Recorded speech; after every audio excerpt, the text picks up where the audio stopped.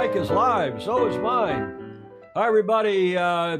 We've got AC37 breaking news. New York Yacht Club is indeed back in with American Magic. We'll cover that at the top of the show. And in the meantime, we'll say hi to Dogzilla Monster, a.k.a. Stingray, a.k.a. JG up in Seattle. Spangos is present. Christopher Gillingham is here. Ahoy, Tom and Julia from Leamington in the UK. Bill Wingrove, first in a long time. Yeah, he's here early.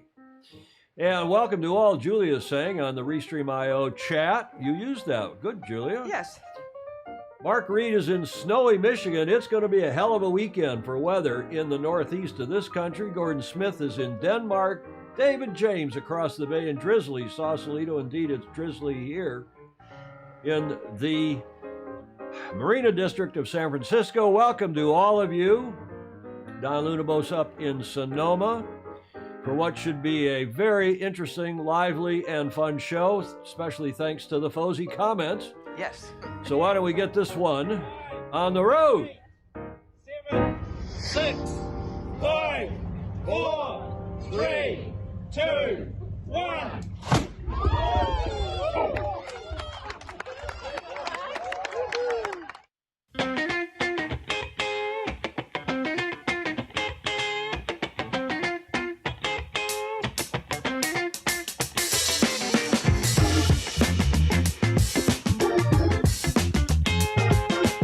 Hi, everybody. Welcome to the show, number 485 for Friday, the 7th of January. If you think I'm channeling John Emmett, I am. With the Breaking America's Cup news, when Julia got down here, I said, maybe I had my New York Yacht Club bathrobe on, and I thought maybe I would just do the show in my bathrobe, but you wouldn't approve. No. Why not? Well, it's a little bit too cozy. Croutonic is what it is. Welcome to Studio B here at the Beach Street Yacht Club. Julia Vatican, of course, is my co-host, the Commodore of the Beach Street Yacht Club, and I'm your host, Tom Ehman. As you probably all know, unless you're brand new here, welcome to everybody as we get this one on the road. We have some FOSI focus right at the start, right at the top. Why are you laughing at me? You sound like me. I can't talk. I'm a crouton. I'm just glad we got on the air, frankly. Yes. And in fact, a little early, in fact. Wow. A little FOSI focus here at the start of the show. Do you know who that is, Julia? Yes, our favorite air pilot. That's correct. That is Jonathan Frank, USA, down in Houston, Galveston. He sent that. I saw that. Actually, he didn't send it to me. I grabbed stuff off people's Facebook page, so beware. He says he's finished his 777 training. He's moved from the 747 to the new 777, which will make Stingray happy. He having been a co-jockey for Boeing for many years until he just retired. Probably the best training program I've been through at United Airlines. Thanks for all the thoughts, prayers, and best wishes. See you. Jonathan Frank says, in the friendly skies. I love the 777s. Stingray asking, can Jonathan please fly Novak Djokovic home? We'll no doubt talk about that today. Speaking of cool people, you know who that is, checking in from Switzerland. No, I don't. Yes? That's Magnus the Magnificent. Oh, Magnus. Magnus Wheatley checking in this morning. We had a text. I didn't actually chat with him, but with the New York Yacht Club breaking news, he's very stoked, chuffed, as the Brits might say. He, of course, lives now in the Isle of Wight, and Magnus is in. I had to get rid of his face and look at what is the really important thing in this selfie photo, which is the beautiful mountains, the Alps in Verbier, in Suiza. And he says there are lots of Alinghi hats in town. Interesting. I'm a skier. I asked him, do you snowboard or ski? And he said, no, I'm a skier. No snowboards for me. However, I have done, this is a new word for me, Julia. Parascending? Parascending. I think that's something you should take up. Yeah, I know. Going downhill with a kite. Right. Parascending. So Magnus Wheatley, who is up there. And then I thought we should look at the real important thing, not the Alps and the beautiful scenery, but that slow sign. He must be on a slope telling him to slow down. Finally, this nice note a couple days ago from Gordon Smith in Denmark. Gordon saying, referring to the FOSI and everybody here, the best part of a community is when it debates issues and doesn't simply agree with a single perspective. Bringing engaged people together is not about agreement, but rather better informed debate from which everyone learns! Exclamation point. It is also about friendship and humor, which is really the cherry on the cream on the top of the icing of the cake, is it not? Wonderful meetup. I recommend it to anyone who is, meaning our TFE Lives meeting, he recommends it to anyone who has got their bottom wet. Oh, yes. That's nice. That's nice, isn't it? Yeah. Gordon Smith. Thank you for that. Then with that, why don't we have a look at who's here, Julia? Some of these comments. Ted Ryman, who's in from South Africa, as usual. Cape Town, he says, I've snowboarded. Yeah, Verbier, that's why I asked him. Verbier is a bit of a snowboard Mecca. Mecca. Thank you, Julia. Thank you very much. And everyone thanking Gordon Smith, including Stingray. Corrector Crutonic Novak is most definitely the latter. He is Crutonic. Peter Selwyn is saying. Peter, of course, in Auckland. Morning. Warren Schasser, who's an Aussie. Morning, Tom and Julia. Happy New Year to you both and to all the FOSI. I need to get back to Switzerland for some skiing. Jeff Ogle is saying. Some of the other earlier comments up there, Julia, from others. Yeah. Novak has his own airplane, Ellen Locke is saying. Howdy from Switzerland. Magnus is on here. Magnus the Magnificent. Oh, hello. Is on. Good evening. Graham Sweeney is saying up in Shetland. And Christian Price is in Sugarloaf Bay. I don't know what that means. I don't know that in Sydney. Of course, in Australia, Sugarloaf Bay. Sugarloaf Mountain in Michigan is a ski place. Rio. Is it also?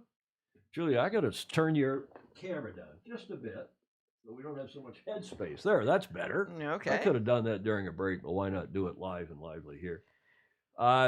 Jeff Ogle, of course, is in Annapolis, and Monica Diaz in Spain is saying hi. Maura Stevens up in Nova Scotia. Hi, all happy from a very stormy Halifax. Snow is in the air and on the ground. Yeah, you all in the northeast of this continent are going to have a hell of a weekend. ZZ Top pearl necklace, Julie. Is that what you've got on? Yes. ZZ Top?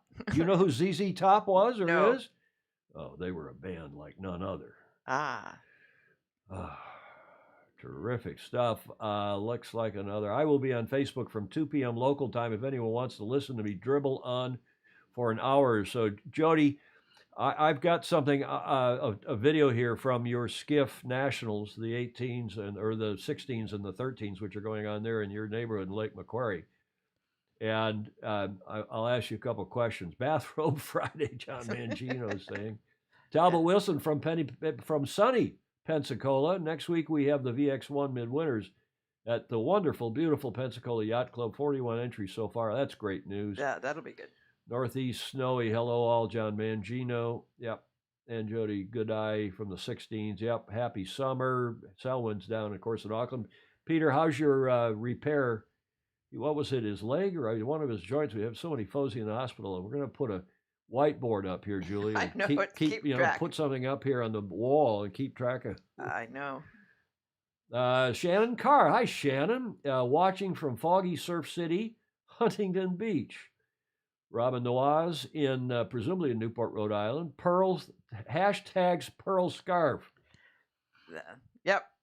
It's good. Yeah. Snow day in Connecticut. I'm on time. The first time in 2022. Well, that's Steve. That's why Steve Atkins. That's why we started a little early. Clark Chapin's in sunny but chilly Michigan. Okay, let's get on it. Let's get into the show because thanks to all of you who are here. There's a lot of people on too, 60 plus people already. Yep, good. We're into the starting line, and we need some music with this starting line, Julia. Well, we got somebody suggests some music that I'll add to this slide at the starting line. But of course, the breaking news, America's Cup 37, just about 45 minutes ago. I got a press release from the New York Yacht Club, followed almost immediately, 5 minutes later, by a press release from American Magic.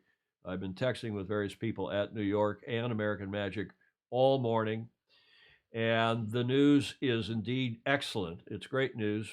Richard Gladwell foretold it last night. He said he didn't use the expression one hears, but writing in his usual third person, he said he understood that New York was about to announce a re-entry into the Cup.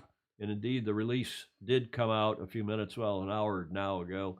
New York Yacht Club to challenge for the 37th America's Cup with American Magic. Earlier this week, the trustees of the New York Yacht Club approved a challenge for the 37th edition of the AC, sailing's most prestigious trophy.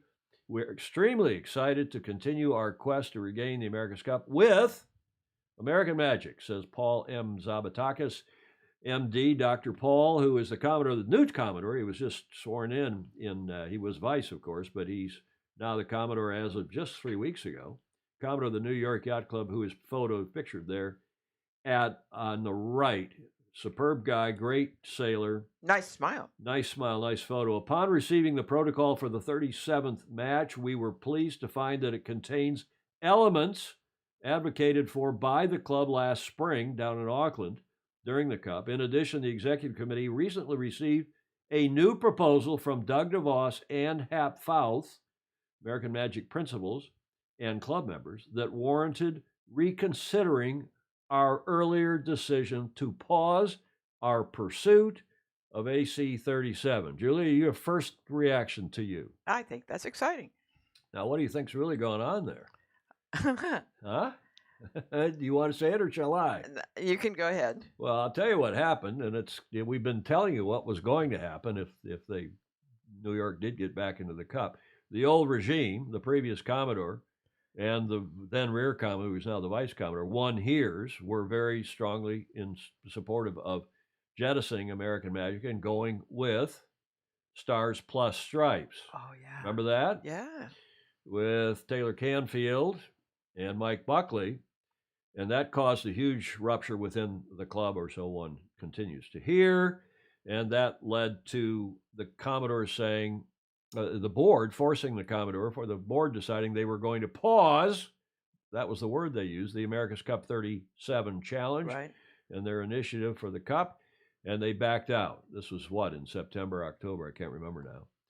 Meanwhile, the then Commodore, was not amused, and he said, okay, I'm done. So instead of serving a second term, normally it's 2 one-year terms at New York these days, it used to be 3 one-year terms.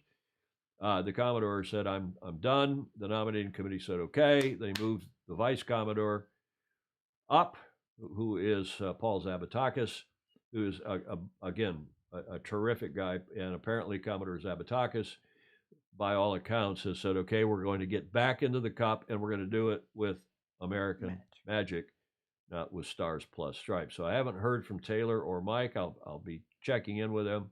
I have texted with a number of people, both in American Magic and New York Yacht Club, once we heard what Richard Gladwell had written yesterday, actually today, the 7th, but it's now their Saturday down there, of course, in New Zealand. Bravo, Zulu.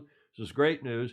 And a few minutes after I got that New York Yacht Club release, this American Magic press release was issued. American Magic to represent the New York Yacht Club in the 37th America's Cup. Dateline, Newport, Rhode Island. Today, American Magic is pleased to confirm that it intends to compete in the 37th America's Cup and represent the New York Yacht Club against the field of challengers and the defender Emirates Team New Zealand for the most coveted prize in sailing. Quote, as the longest standing trustee of the America's Cup and as our valued partner during the 36th AC, we are pleased to represent New York Yacht Club once again in our quest to bring back the Cup to its original champion, unquote, commented Doug DeVos, principal of American Magic and a good Michigan boy. Mm-hmm. Quote, we enjoyed a successful relationship during AC36, and coming out of that competition, we reflected, assessed options, and determined that American Magic's vision to be an ongoing competitor in the America's Cup would benefit from partnering with the New York Yacht Club. That's probably true. I think it is probably true. And I think it's great news for the Cup and for the club and for American Magic. Yeah. Let's do a little more reading here and then talk about the implications and some other one here. American Magic is well prepared to compete in the AC37, this again, the American Magic press release, that's third person stuff, as they build on the foundation and experience from their AC36 campaign. The team has been busy in its preparation for AC37, assembling an elite team and committed to further developing talent across all areas of sailing and business operations. Mm-hmm. What do you think of that I like that. paragraph, Julie? I like that.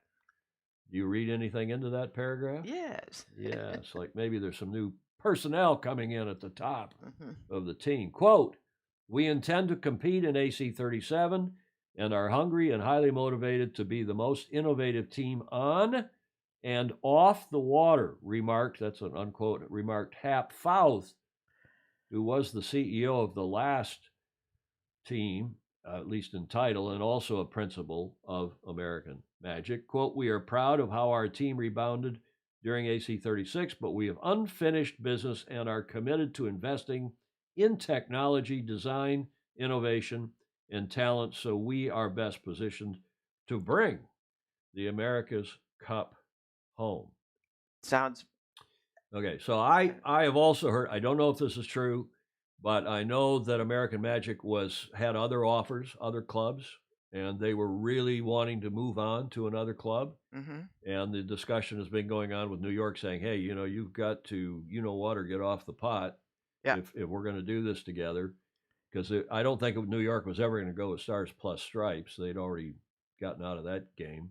But if they were going to go again, I think it was going to be with American Magic. And that now has come to fruition only weeks after the club's annual meeting at which Paul Zabatakis, the new Commodore, was elected. Oh. So, their annual meetings in December. Yeah. Really nice affair, business attire, very formal, but always proper. As it should be. As it should be. Now, as I said, Richard Gladwell, our good friend in FOSI, broke this news really yesterday, his 7th. It's now the 8th, as I said, in Auckland, of course, as you all know. America's Cup New York Yacht Club expected to re-enter with American Magic. Sail World, Richard writes his wonderful third person writing, understands an Olympic gold medalist, Paul Goodison, will be announced as skipper helmsman. This is just the end of his article. I didn't run the whole article. Although a British passport holder and national, Goodison qualifies to sail for the team by virtue of the fact that he was part of the American Magic team for the 36th America's Cup and is therefore eligible to sail for the same team. Is that true? Yes, that's part of the protocol in AC37. It's nice. I didn't know that. Yeah. It is expected that Terry Hutchinson will remain as executive director. I hope so, but there's no mention of Terry in either of the press releases except in the past that he was, of course, involved with AC36. But there's no mention of Terry in that role, although I'm sure he's going to be involved. And there's no mention in either of the releases of Paul Goodison or of Tom Slingsby, who one hears, and it's been confirmed to me by multiple sources that Slingsby has an American passport. He has either a green card or a passport or both. He is ready to rock and roll. I think he's got a passport.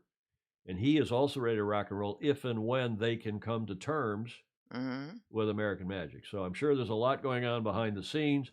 There's some things of which I'm aware. The teams, Julie, are starting to get smart. Not just these guys. They'll call up and say, now, Tom, we're going to tell you what's going on, but you can't utter a word of it. Right. Instead of not telling me or shining me. Now they call up and say, we're going to tell you the truth, but you can't, now you can't use it. And if they say that. You don't, of course. You can't say it, right? No. Because we always honor our commitments and triple source and so on. But this is a great news all around. If Goody is involved, that's terrific news. If Slingsby's involved, that's great news. I hope and expect Terry T. Hutch will be continuing on, and Scott Ferguson as their design coordinator was already announced some months ago.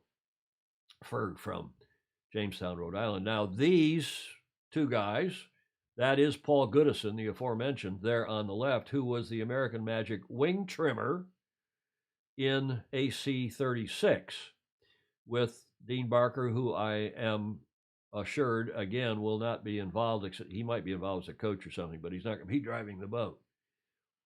So I am reliably informed. Now, as to Goody, you want to know what his pedigree is?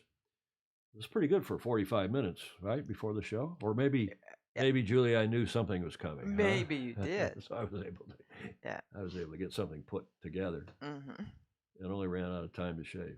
He won the gold medal in the men's laser. This is Paul Goodison. He's a Brit. A gold medal in the men's laser class at the 08 Olympics. In 09, he won the Laser World Championships up there by Morris Stevens in Halifax, Canada. He also competed in the 04 Summer Olympics, finishing 4th, and in the 2012 Summer Olympics in Weymouth, London, finishing 7th. In 2016, now having switched from lasers over to the Moth, Goodison won the Moth World Championship in Hayama, Japan, and in 2017 won the title a second time in Malcesina in Italy, that's Lake Garda. And in 2018, he won the title a third time, back to back. I've forgotten The that. guy is good. Yeah. No, I mean, no pun intended. Goodison joined Artemis Racing for their 2017 LVC trophy campaign. Of course, they didn't, that was in Bermuda, and they didn't go beyond the Louis Vuitton Cup. But Paul then jumped over and sailed, as we said, as the wing trimmer, as the mainsail trimmer, the wing trimmer, on American Magic. Now, remember when American Magic capsized? Yeah. Okay, well, here's that, just as a reminder. This is that capsize video. Can't talk about American Magic and New York Yacht Club and Paul Goodison without mentioning this, because Goody, if anybody, may have been, he may have come out of this smelling like a proverbial rose. Have a look. I started seeing the bottom of the jib flapping there, That's and all of a Kenny sudden you Reed see a little foam on the commentating. water, a little spray coming off the water. It's like, oh boy, this looks really windy right now all of a sudden. And see that spray blowing away really hard, really fast? But Nathan's look at everything's luffing, Nathan everything's Outeridge. oh, the leeward running backstay still on. The leeward running backstay stays on, and it's hooked up against the mainsail. They can't let that mainsail out. The leeward runner is still tight. Mm. The leeward runner never got released. The leeward runner is the thing that keeps the rig in check, and the thing we keep talking about, Luna Rossa want to get rid of them. You see the main looks like it's pinned on, so it's hard up against that leeward runner. Wow.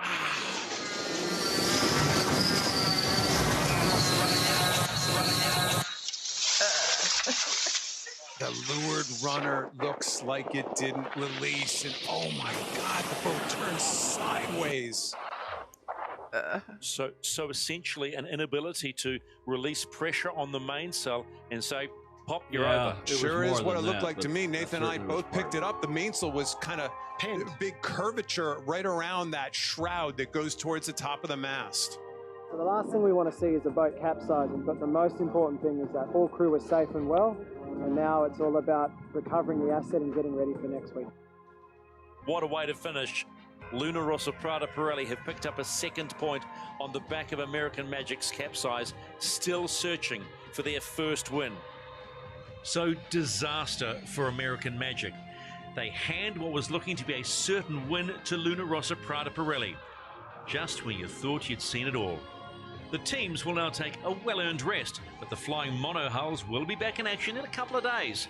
The race for the Prada Cup is far from over. Okay, great stuff there by the host broadcaster. And that, of course, not only Kenny Reed, but Nathan Outeridge, who is now signed with Emirates Team New Zealand, in the absence, at least so far, of Pete Burling. So it was, it's nice for Nathan, but now it looks like Goody, if you believe Richard Gladwell, and I do actually. Yeah. But between Goody and or Slingsby, I think those guys are going to be with New York, and I think that bodes very well for New York. Now, why did Goody come out of this smelling like a rose? Yes. Have a look at this video by Mozzie Sales. Now we can see here there's some big pressure coming down the left-hand course, but listen to the communications on board, because this is pivotal. Move a barroway dive, man. It's going to be a hard manoeuvre. It's going to be a real hard manoeuvre to take barroway. Standing by. Keep going. Go, Goody. I think Barker just really needs to start listening to Goodison and Hutchison. They're some incredible sailors, and it's not been the first incident where he's overruled a call from a teammate, and this really cost them. Goody was spot on. This is just such a hard manoeuvre to do in that face of the gust. Yeah, that's Tom Morris at Mozzie Sales, who during the and I don't know Tom, but Emmett and others say he's a Brit, a terrific guy. And during the Cup, during the pandemic, during the lockdown, Tom was doing a regular video presentation on his Mozzie sales. He's known as Mozzie on his YouTube channel, and it was quite good. Now I'm going to play that second video again. And yes, you can say the main was up against the running back today, but the main had been eased a lot, maybe to the max. The Traveler was down, and there was a wind shift and a huge puff, and there was that, relatively dangerous maneuver of attack, and then a bear away, which instead of going for the other end of the gate, which would have just been a bear away, and then you get things under control, and then you can jibe. Yeah. Well, here if you look at this, I'm going to go to my channel, my camera 4 here, maybe I am, and you can see there in the aft is Goodison. You can see it on the back of his, right, and that is Goody, and he's there. And is, advising Dino, who's just the next person forward driving. So there's Goody, and there's Dean Barker, and there's Terry T. Hutch. Yep. Who's executive director / tactician. I'm not sure. I think Goody ended up filling more of that role. Terry's got his head down, which was one of our criticisms and others. And now as they go into this, again, Goody behind Dean is saying... Now we can see here there's some big pressure coming down the left-hand course, but listen to the communications on board, because this is pivotal. Move a barrel-away dive, man. It's going to be a hard manoeuvre. It's going to be a real hard manoeuvre to take barrel away. Standing by. Keep going. There's the mark in the upper left. I think Barker just really needs to start listening to Goodison and Hutchison. They're some incredible sailors, and it's not been the first incident where he's overruled a call from a teammate, and this really cost them. Goody was spot on. This is just such a hard manoeuvre to do in that face of the gust. Well, it's so much fun to do Monday morning quarterbacking, and Tom Morris as well, Mozzie, and thanks for that. But it's interesting that I hear in retrospect that Terry also wanted to do that maneuver. Terry thought the upwind left end of the gate was favored, and so that's why they were going to go there, and there'd been that discussion. But at the last minute, you could hear Goody saying, no, this is going to be a tough, difficult maneuver. We ought to go straight for the upwind right end of the gate and just do a simple bear away rather than tack and then bear away and keep everything under control and keep the boat on its feet. So that was difficult. Let's go to the comments, because there are lots and lots and lots of comments. I'm going to go back up to be before where we are. Mark Huss, let me see how far up here. I'm going to go way up here, folks, so bear with us as Julie is also reading these comments. Stop me, Julie, if I miss one. And then we'll get down. Goodison. Paul MZ looks like a cool guy. Okay, Stingray. A picture's worth 1,000 words. I wonder who the skipper will be. Jody Shields is saying, question, and he's saying, Jody knows what's going on here, I think, and it's another reason why he and I are not saying anything. Remember, he's been saying, I've got some AC signing news, but I can't talk about it. Right. A bit of sanity, Alan Long is saying for the AC. Jody Shields, Goodison, Slingsby combination would be amazing. Alex Hayworth is saying, yeah, okay.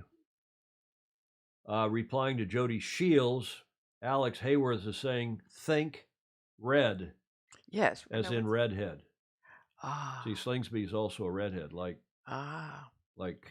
Jimmy Spithill. Spithill, yeah. Mark Wharton Reed, it will be important for American Magic to be supportive of the New York Yacht Club members. By the way, I hear Tom Slingsby's asking, I said this on the show, he's asking for a boatload of money. And that may be one of the issues. Yeah. Graham Sweeney, America now represented into the next edition, into the battle for the Old Mug as it should be. Let's all go sailing, Sweeney says. Great, Graham. Great news, Gordon Smith says. Go Hap, Alan Long says. Chris Bulger said, now they need a real CEO with ability to identify high-performance sailing talent and drive the iterative design process. Chris Bulger, I think we all agree with that. Robin Nawaz in Newport, Goodison will bring the best. Stingray, I hope T. Hutch remains in his role of team director. David James, team up with McLaren F1. Well, we'll see if that happens. T. Hutch again as executive director, whatever that means. I don't know if that's true. Stingray, have you? I'm sure he's going to be involved, and I'm sure you'll be involved as a director, as an upper level person. Whether he's on the boat or not is, I think a horse of a different color. Here we go again. USA team with a foreigner as skipper. Jeff Ogle is saying. Well, who would you suggest who is eligible as an American, Jeff? Who's got a lot of foiling experience? Goody could be an American hero, or he could be hung out to dry by the U.S. public. I hope he is not the scapegoat. Well, again, it might be Slingsby, not Goody, or it might be both of them. I don't know for sure. I think Jody has a pretty good idea. Unfortunately, the American public won't care either way, Jeff Ogle is saying in response to Graham Sweeney. There's a lot of truth to that.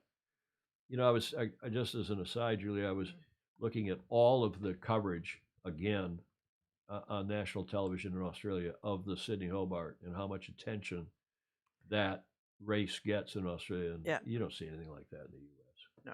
National news regularly, not much anyway. Robin Nawaz, I don't understand why they don't have Taylor driving. Taylor Canfield. Well, let's talk about that down the road. Moss Sailor, cool. Alan Long is sailing. Pedro foiling Sailor. Tom, I don't know what's going on. That's why I listen to you and the lovely Julia. No backstays on the cut. Yeah, that's true, Stingray. They've changed the AC class rule, the AC75 class rule, so there's no backstays on the AC75s this next time around. Clark, ouch. I haven't heard that sound in a while, Baton Rouge is saying, meaning I think the commentators, I think. Applying to Stingray. Stingray, not needed, lots of stuff not needed, especially with fewer people on the boat, don't forget. John Spango saying, yes, it wasn't the runner. That's all that the main sheet would ease. That is the wire controlling the sail. It couldn't let it out even further, whether or not the runner got in the way. I'm not sure that's 100% true, by the way. There was a wind shift, and there was that huge puff. And Robin Nawaz is saying, thanks for reminding us how bad that Brit announcer was during the Cup. Matthias Collins is here from South America. Hi, Matthias. Jeff Ogle replying to Robin, it should be a no-brainer, but in the AC nationality is just a formality or box to tick when building a boat. Americans would care more if nationality would be embraced with the USA AC teams. I agree with that. Chris Bulger, Mozzie has the best technical AC content on his YouTube channel. Yeah, he did at least, Chris. He's taking a break now. I think he's back to building sails. 12 months old this. It's hard to believe. That's right, Jody. It's the result won't change no matter how many times you look at it. Graham Sweeney, the backstay was as easy as it gets. Andrew Pindar. Hello. Andrew, one of our great FOSI and regulars, replying to Joe, I have a similar feeling about the bloody ashes. Barker did not want to round the other top mark because of how far away it was. He was fighting to win the race. Yeah, but he was in the lead. And to finish first, Stingray, first you got to finish. No question, AM had the wrong talent on the boat. This was apparent to the high-performance community at the time. AM needs stronger CEO to make the talent calls. Can't be CEO and sailor. Yeah, I think we saw that with Grant Dalton. I've had that discussion with Terry. I think Dennis Conner learned back in 2000 that it was two. Paul Kayard. Yes. Julia learned that back in 2000, right? Yes. And why haven't we done that this time around? There's a bug flying on my nose here. It's buggy here in the studio. John Mangino gets Spithill. What is Bora sailing these days? Well, that's a good question. Slingers has a bulldog and his girlfriend. These things are expensive, Mark. What's that is saying? Johnny Heineken, well, I doubt that. I reckon they will take on the two-skipper format. Well, that's an interesting question. With the modest success of Luna Rossa Prada Pirelli, are these boats now going to have two skippers, a port skipper and a starboard skipper? Or not? I think that's a good question that all these teams will be delving into for the next Cup.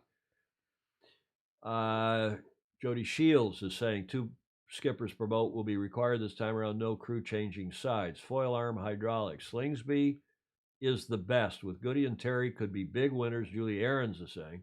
Americans don't know much about sailing. Sad but true, Julie.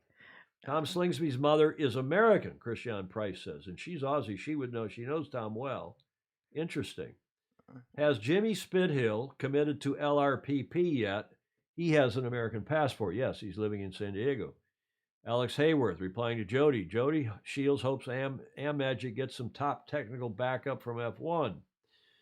Okay, we've received 100 messages today already. Thank you. Our chat is going gangbusters as usual. Mark Reed, they have technical support in Roger Penske, NASCAR. I'm not sure that's still true, Mark. Their facilities are as good as anyone else's in the world. Not sure that Mr. Penske is still involved. There might be 2 helmsmen, but there can only be 1 skipper. Peter Selman is absolutely right. David James, can they put thoroughbred horses on the grinders? Some have American passports, and now grinders don't need any sailing ability. Okay. David James. One last point from Robin Noaz. The huge question is who will sign the last AC winners? ETNZ could be behind the 8 ball if they lose those 2 masters. Well, I think having Nathan Outeridge is going to be really, really strong for them. Nathan is super, and whoever Tom Slingsby ends up, if I think it will be American Magic, I think that is very cool as well. Okay, as to the venue, and keep coming with your comments, as you know, we'll go back and read them. No real news on the venue, but I was talking with Magnus this morning, texting with Magnus at his chalet, his Swiss skiing chalet. He's obviously smarter than we are. He's off in Switzerland skiing. He's taking the whole week off. What is this bug bugging me? Mm-hmm. We never had bugs in the studio. No.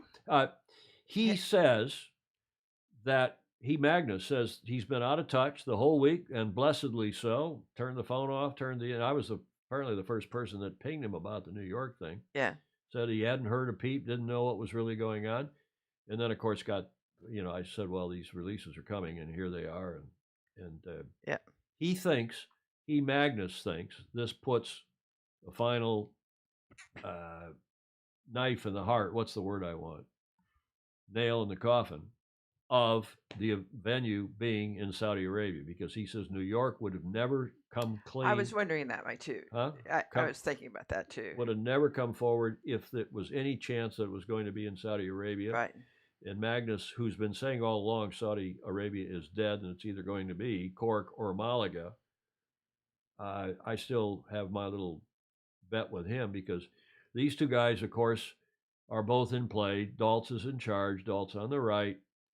Mr. Dunphy, Mark Dunphy on the left, and of course in the middle is Jim Farmer. Dunphy and Farmer have both been on this show. We keep reaching out to Team New Zealand, asking them if they want to send Daltz or Russell Green or whomever to give us an update from their perspective. But I still think this fight in Auckland is not over, not only because of Jim Farmer and Mr. Dunphy and apparently a few other rich listers in Auckland who are saying, I'll put some money up too, some real money. And of course, I'm sure Grant Dalton is saying, well, show me the money.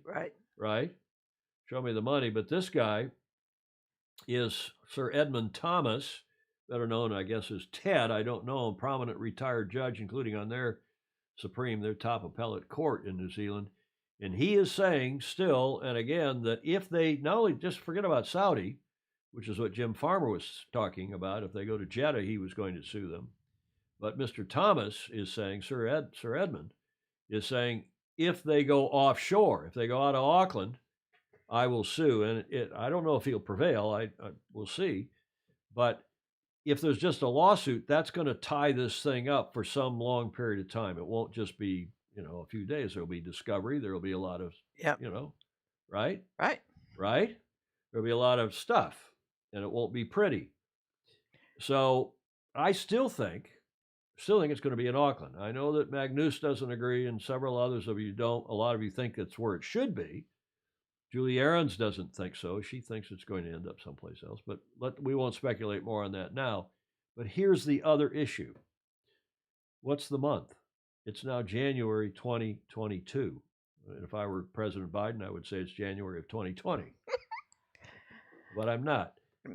So it's January of 20. He famously said the other day, the poor guy, Julia's right, it's elder abuse. Mark Chapin, I'm sorry, the poor guy, he doesn't always know what day it is or what year it is. But nonetheless, he is the president. So we will continue to respect him. Yes.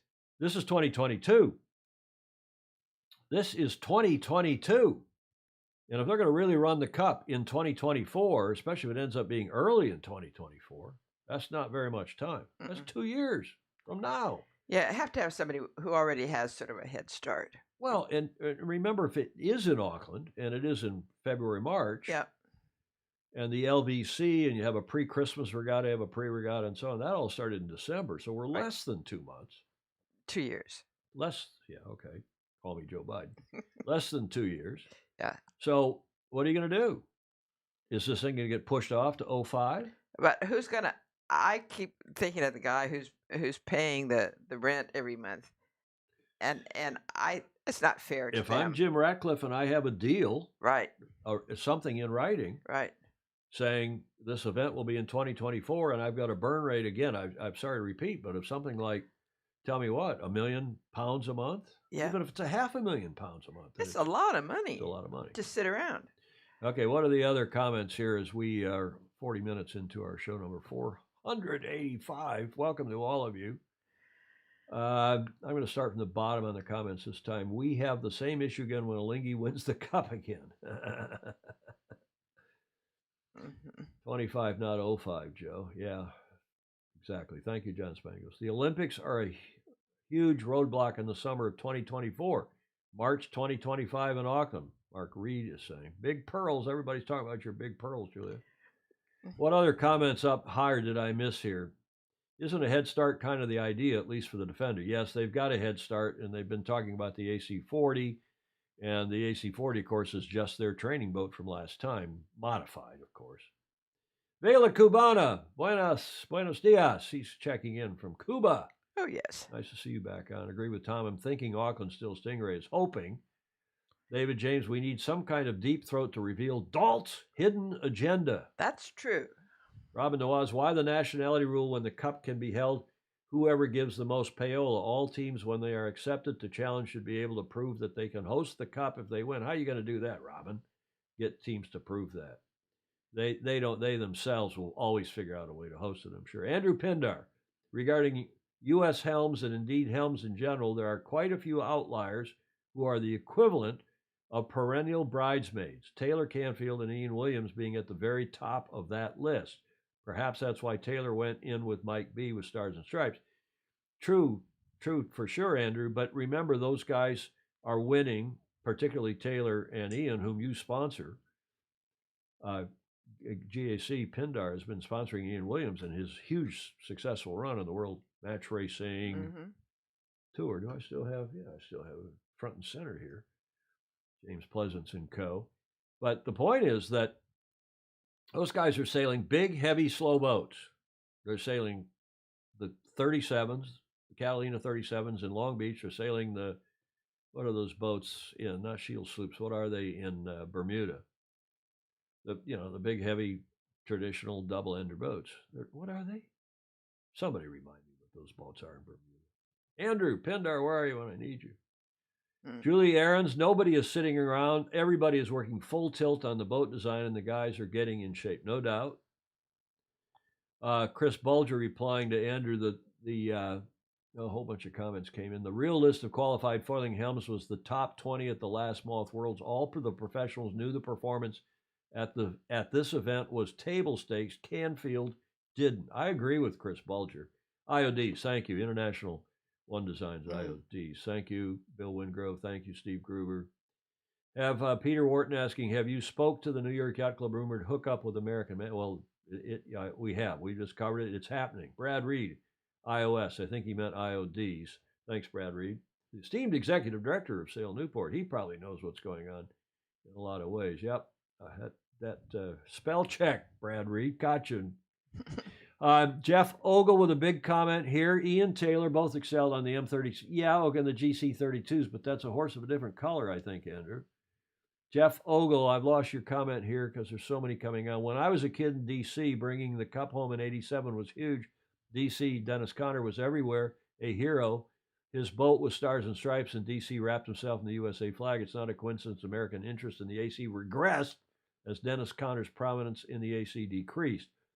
Foreign twang, as the voice of a USA team won't bring fans back. I don't know what American could be skipper, but there isn't one being groomed as far as I can tell. That's a problem. Rant over from Jeff Ogle, as you can see there. Slingsby won 19 of 20 races at the Moth World's Incredible.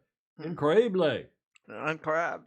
That's right, Stingray. And Vela Cubana is saying, do you know anything about the qualifying events for the Pan Am, especially the laser class? No, I don't. And we'll cover that soon. We'll get into that. Thank you. Because the Pan Am Games are, well, they're in 03. Or 03. They're in 2023. Talk about Joe Biden. Yeah. Kim Pennell down in Auckland with the deed stating Southern Hemisphere dates for Challenge September to March. Could they potentially start regattas from September 2024, which could have match early in 2025? Well, maybe. I mean, I think they're going to have a look at the dates, frankly.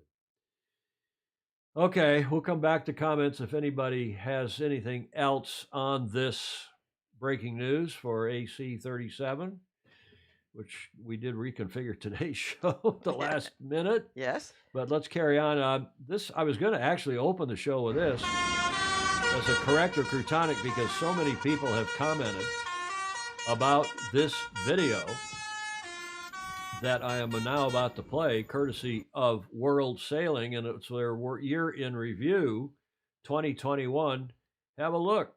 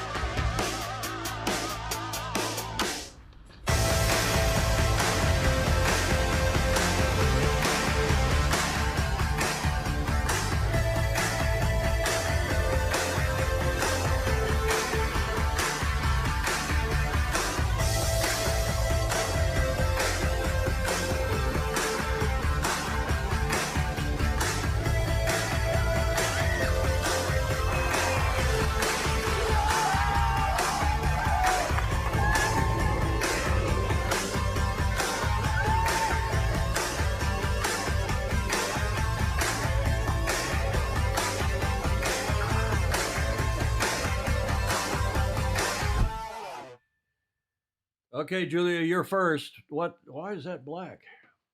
I don't know. What's your reaction to that video? I think it's extremely good. You do? Yeah. Okay. Well, you're so progressive. But I know it's the 30-second look, but it's not even 30 seconds, 10-second look. But it has a lot of energy in it. It would be fun to go. There is a lot of energy in it. It would be fun to go through it and stop it with each. The problem is the cutting is so short. I mean, Yeah. it's No there's question. 2 seconds, 1 second, 2, 3 seconds. Like I use the expression MTV-esque. And It'd it be is. fun to go through and stop it, start it, stop it, start it, and see who got identified. Because I do think they covered Yes. No pun intended, to the waterfront. I mean, Yes. they covered the whole thing. But man, oh man, it's come in for a lot of criticism. People have said this was croutonic, and you have to ask yourself the question, what is their market? Who are they marketing to in this Yes. year in sailing 2021? And John Sangmeister is saying, obligatory, intense music. Gordon Smith agrees with you, Julia, and says, I do like this video. Robin Noah, some of the best foiler sailors in the world. Okay, they're talking back and forth about who's going to drive for New York between several of you, so I'll leave that thread alone. Mary Jude's going to watch the show and replay by. They're back and forth, Andrew Pindar and so on. Clark Chapin, the music composed by Neil Young, master of the one-note solo. Maybe Antonio Carlos Jobim down in Brazil. Yeah. Sweet video. Stingray liked it. Mark Wharton Reed. They're back and forth about. You're never going to get sailing tactics or anything out of this. This is just creating a mood. Well, exactly the point. So, is this creating the right mood for the audience? Is this going to bring people into the sport and excite people, or is this going to turn people off? Or depends on how old you are. Well, but you liked it. Yeah, I do. Well, I like the energy in it. Well, you're obviously young at heart, but there's some other comments. Steve Adkins is saying, the best video I've seen about sailing. So he's young at heart. He likes that. Wish World Sailing get in and support grassroots sailors sailing as well as they did videos. Alan Long likes the video. Baton Rouge, Charleston Race Week got some. Yeah, there's a lot of stuff covered in this. Yeah, even I recognized a lot of stuff we've covered in the last year. Paul Homchick says it's a good video. Gordon Smith, okay, they're back and forth. Matthias says it's a good video. Too fast with the cutaways, Bill Wingrove said. Okay. David Hauk. Hello, David. Would be nice to have more junior sailing included. Yeah, maybe. But, it's high-end World Championship, Grand Prix type stuff. Right. The cut has to be like that for young people.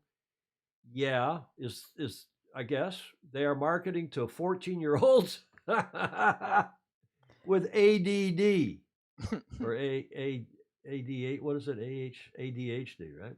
Karen Robertson. Hi, Karen. Long time. It's a great video, possibly aimed at non-sailors. So lots of action in the way it's cut. Yeah, I don't think that's going to attract anybody to sailing who's a non-sailor. I think it'll attract young people and say, oh, isn't this cool? Our sport is cool, and show it to some other young people who will say, okay, I'm going to get back on my game and play my. Yeah. There are 15 years late with Robin Noah's. They are 15 years late with this video. This is 2000 early YouTube. There's a lot of truth in that. Yes. I think there's a lot of truth in that. Luca Craig, can identify myself in a crowd in front of an AC36 presentation. Needed to pause it, though. Oh, really? So there's Luca's in that video. Love the video, Magnus says. Do they sanction all those events? I don't think so, John. I think it's fantastic. Graham Sweeney says it gives out so much energy. Great promo of the sport. Chris Bulger replying to Matthias Collins. Young people aren't watching anything that long. Got to cut it way down for TikTok, meaning like 12 seconds. Yeah, I think he's right, unfortunately. Replying to Matthias. By the way, I told you this the other day when I was upstairs talking about video, cocktail, something. I can't remember. I said, there's a lot of stuff on TikTok about yacht racing. I mean, TikTok is now the #1 website in terms of traffic, more so even than Google. And that's why everybody's trying to come up with their own. Takes longer version. to look for it than watch it. Well, true, but then once you're into one TikTok, they keep right on rolling in that same theme. And there's a lot of yacht racing stuff. I should be going and looking at yacht racing TikToks. Any video is better than none, Jody is saying. That's an interesting point. Ted Ryman likes it. He says it's a cool vid. Pedro said, I liked it, no wing foiling, but it's so easy to be wing foiling. So it's easy to be critical when you lack talent, music, and in production. Julie says it's too high energy, no storytelling here. It is not enticing. Young people of the future, Steve Atkins says. Where is the link? I'll put the link in. It's just go to World Sailing's YouTube page. Just Google World Sailing YouTube, and it's there. Julie's going to find it and put it in for you. Replying to Magnus from previous posts on Paul. Okay, they're talking about a Microsoft sponsorship for New York. Matthias says it might not attract new people, but if it helps to keep the young at sailing, even when not successful, is a gain. Tom would be far more credible if his goatee was better. I don't think he's talking about me. Video was fun, but agree a more in-depth look would be fun. Hey, Jerry, there's a new name, J. Lawrence Taunt. Mm-hmm. Oh, Mr. Taunt, I assume. Graham Sweeney, how do you video the fun of sitting on the rail with a wet ass? Nice mix to show how much I think that is a great point, Rich Fishbeck. Mm-hmm. Nice mix to show how much variation there is in sailing. But you know, David James, how many of our kids have seen it? I have 2 junior sailors who have not. Well, show it to them and get their reaction. Please do that, David, and let us know. Yeah. But my point is this. That's fine for high-end professional Grand Prix, lots of wind. Okay, there were 1 or 2 cuts with somebody on the Vendée Globe brushing their teeth. And people would say, what the hell is that? We all know what that is. Yeah. You know, Vendée, and that's part of the sport. But, you know, part of the sport is sailing in light air and flat water on inland lakes. Part of it is cruising. Part of it is, Yes. right? I mean, that's your deal, Julia. Yes. And I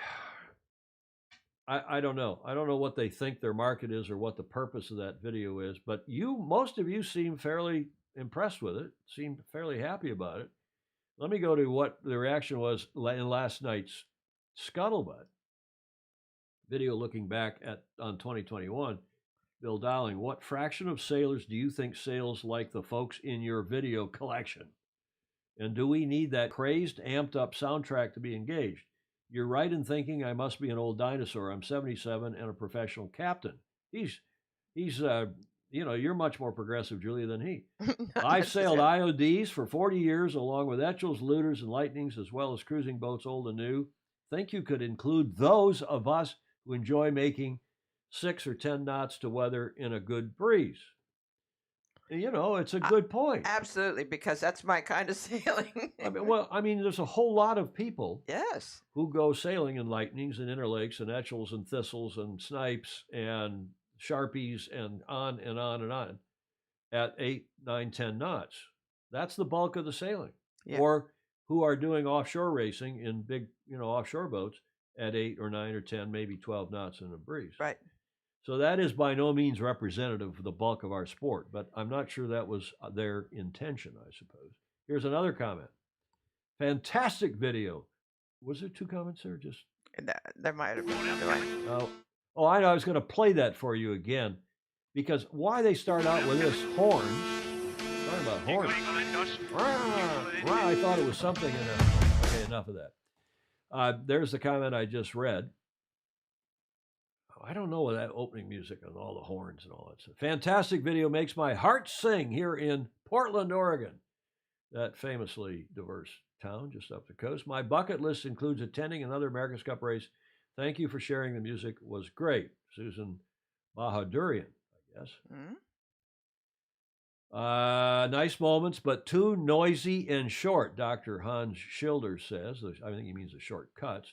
Skip Allen summed it up. Couldn't watch. The shots are too brief, a second or less. Mm-hmm. Some more comments coming in. Graham Sweeney, you got to show the good stuff to sell the sport. 30 seconds of a sunset drift won't fire up the imagination. It's got to be fast and fun, regardless of the content.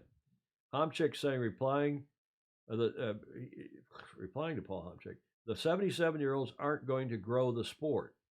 Stingray, I plan to pick up guitar after the show and jam to that soundtrack. It was pretty good. He's a big rock and roll guy, you know. Back up higher. Time for Sailing Illustrated to get off old school Facebook and YouTube and get on TikTok. Well, you know, I hear you, Andrew. We might ought to do some shorties on TikTok and take. Why don't we have FOSIs do TikTok? We could have a FOSI competition. Who can come up with the best TikTok? And yeah. David James saying, how many of our kids? Okay, we asked that question. Yeah, Fishbeck again. Nice mix to show how much variation. I think I read that comment. Okay, well, I don't know if you think it's correct or crutonic, but it was. Most of you liked it. Most of you thought it was amped. Yeah, I guess the people on here, irrespective of age, and I think most everybody is probably north of 50, certainly north of 40. Most everybody. There's a few young people that come on, and we're going to increase that in terms of guests. We're going to have more young people on in the coming year. But 5 blasts, get the F out of the way. Alan Long is saying. So we'll see. I just, you have to ask yourself, what is their goal with that video? Who are they trying to entice? Who are they trying to excite? Who are they trying to impress? Get your attention. What, what's the what do, what get proposition of the video? And I'm not sure. I'd like to know. I'm going to reach out to World Sailing and ask what their strategy was with that video. Tell us what the strategy was. And then if it was to excite young non-sailors, maybe. Mm-hmm.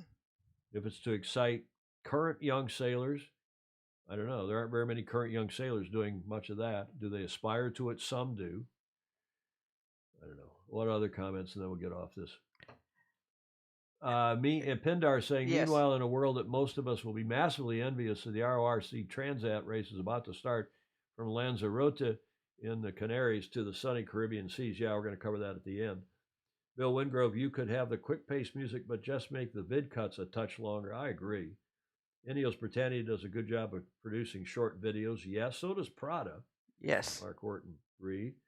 Mark Husted, we've gone from the AC to TikTok in such a short in such a short time. Oh, it's true. Oh, what a brilliant group we have. Love the comments regardless. I agree with Gordon Smith and Graham Sweeney. It's just what a great group we have. Mm-hmm. Bravo Zulu. We have a number of them. The sport, picking up where John Emmett said on his clip last week, this piece, our sport has lots to celebrate, and we do want to dwell on the positive. And if there's Croutonicism, and we'll take that up too. But there's so much great going on despite COVID, despite the continuing Omicron variant and so on. So Bravo Zulu to at least a number of people. I just want to play this video because we gave a bit of short shrift to the winners, to Ichiban. They did, after all, win this thing and have a three-peat. It's Matty Allen's fourth time. And let's just have a quick look at this video from CYCA TV. Good. It's amazing to be part of the history and the fabric of the Rolex Sydney to Hobart race with a back-to-back win. I mean, we're just so elated, the crew's so elated. This year's race was an incredibly difficult race, probably the hardest on the boats and the crew that we've seen for many years. Because of the wave conditions that we saw really first through the first 24 hours of the race, really creating big issues for the boats, trying to make sure that the boats weren't crashing off the waves too much. And then you had that very complicated tactical situation for the rest of the race that really enabled, decision making to be absolutely critical to have a chance of winning the race. It's always been a lifetime passion to win the Sydney to Hobart, and I was fortunate enough to win it very early in my life as a member of the crew of Challenge 2. But then to win it 3 times as skipper is something that it probably is still sinking in. It's something that we've been trying to do, and we've been trying to do the back-to-back. And we put it out there in 2018 and weren't lucky enough to bring it home that year. It's really special. It's really special for the crew, and even the younger guys in the crew are really realising that they are part of the history of this great race. It's so settled in and sailing. It's just beautiful. Yeah, I agree, Julian. I don't know Matt well. I know him, but not really well. And I just want to compliment him on that perspective. And he does, the guy is not only a great sailor. We got the double-handed winner up here too, the J99 that we haven't. And I was hoping to have a video with these guys, a good video. There's some long ones that, frankly, not all that good. But I was really hoping to have I'm repeating myself, some more video of these guys. These are the double-handed winners on the Disco Trooper on the J99. Also the smallest boat in the fleet, in the double-handed fleet. So that's cool. But having said that, let's just go back here for a moment and talk about Matt Allen.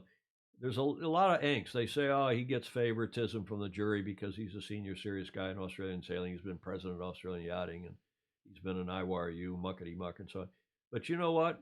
You can turn that around and say, excuse me, that guy is not only sailing and sailing well and putting money into the sport, but he's also contributing as a leader. Right.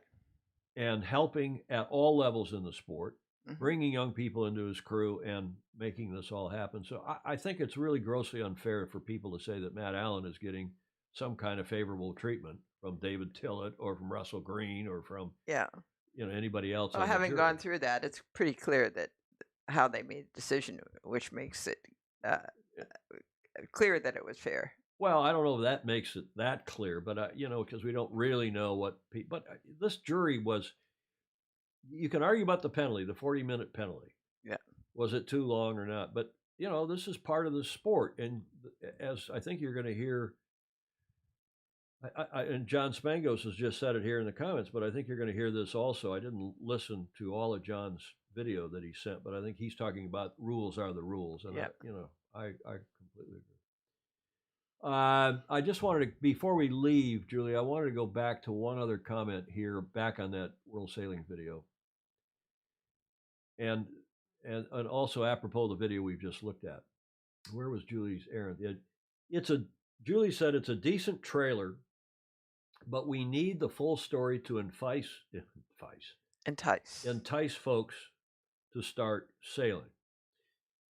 And apropos what we just saw, our sport, I would suggest, if we're trying to attract people into our sport, we want to see some of the fast and furious and the lots of different aspects of the sport. But I would suggest that showing prize givings, showing people in the pub, showing people spraying champagne. Oh, there was a little bit of that. Yeah. But showing the social side of our sport. Yes. If I did a video, I would do a video that says, this is sailing, and it would be about camaraderie and making sandwiches and doing all the stuff that we've all done all our lives to get out on the water, whether it's in a sunfish or an opti, or if it's in Comanche or anything in between, and what the crew does before, during, and after, and how much fun we as sailors have sailing. Yes, I agree with you. That's what our sport's about. It's the social side. It's in the yacht club bars.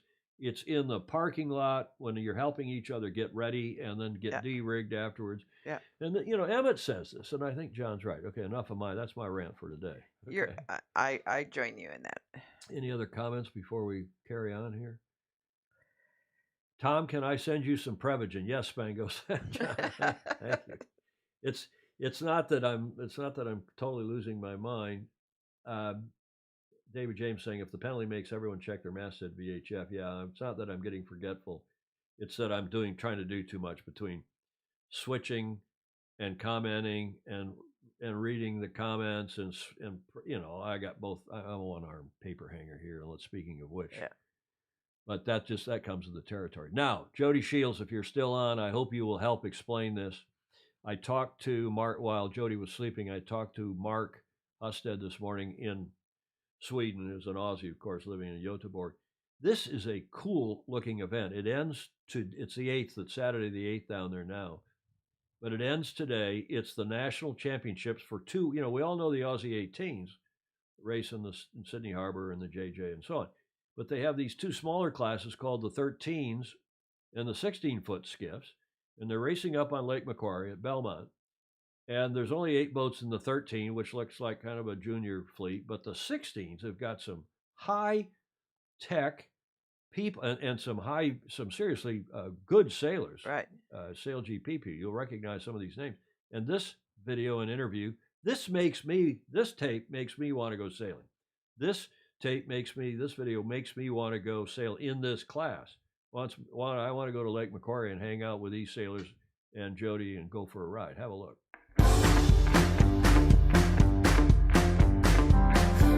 And we're going, and then all of a sudden, a little rip and turns into a full blown out chute. There's a couple of 100 meters to go to the bottom mark, and we lose first. And could have had an early shower and have a few beers now and celebrate, but unfortunately, got to sail again tomorrow, so it just keeps it a bit more interesting. That was skipper Nathan Wilmot after another fascinating day of racing on Belmont Bay. Wilmot's Ronston had the series in the spinnaker bag until disaster struck. Been in the class for a long time. I know how hard it is. Haven't won a title yet.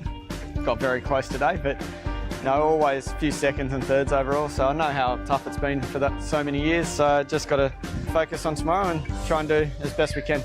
Aime took full advantage, grabbing the win and moving into second outright. We managed to, us and Ronston push away on that second leg, and it was really just a two-boat race for a long time.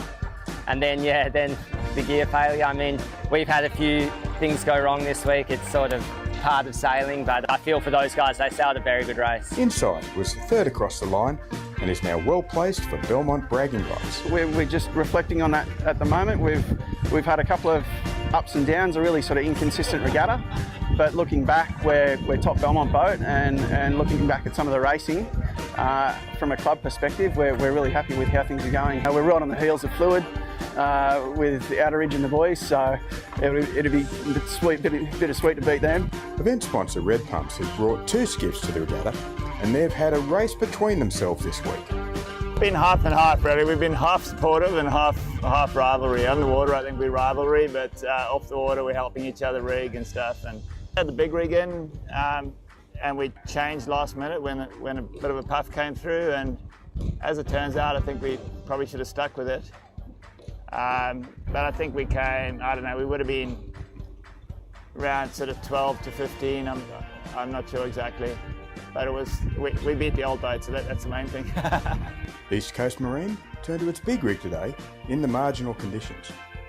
It was marginal little rig, and we knew we were strong on our big rig, so we popped the big one in, and it worked out. We're not in the top 5 mix, so we just thought, well, let's just go out there and sail free and easy, and stick to what we know, and that was the big rig.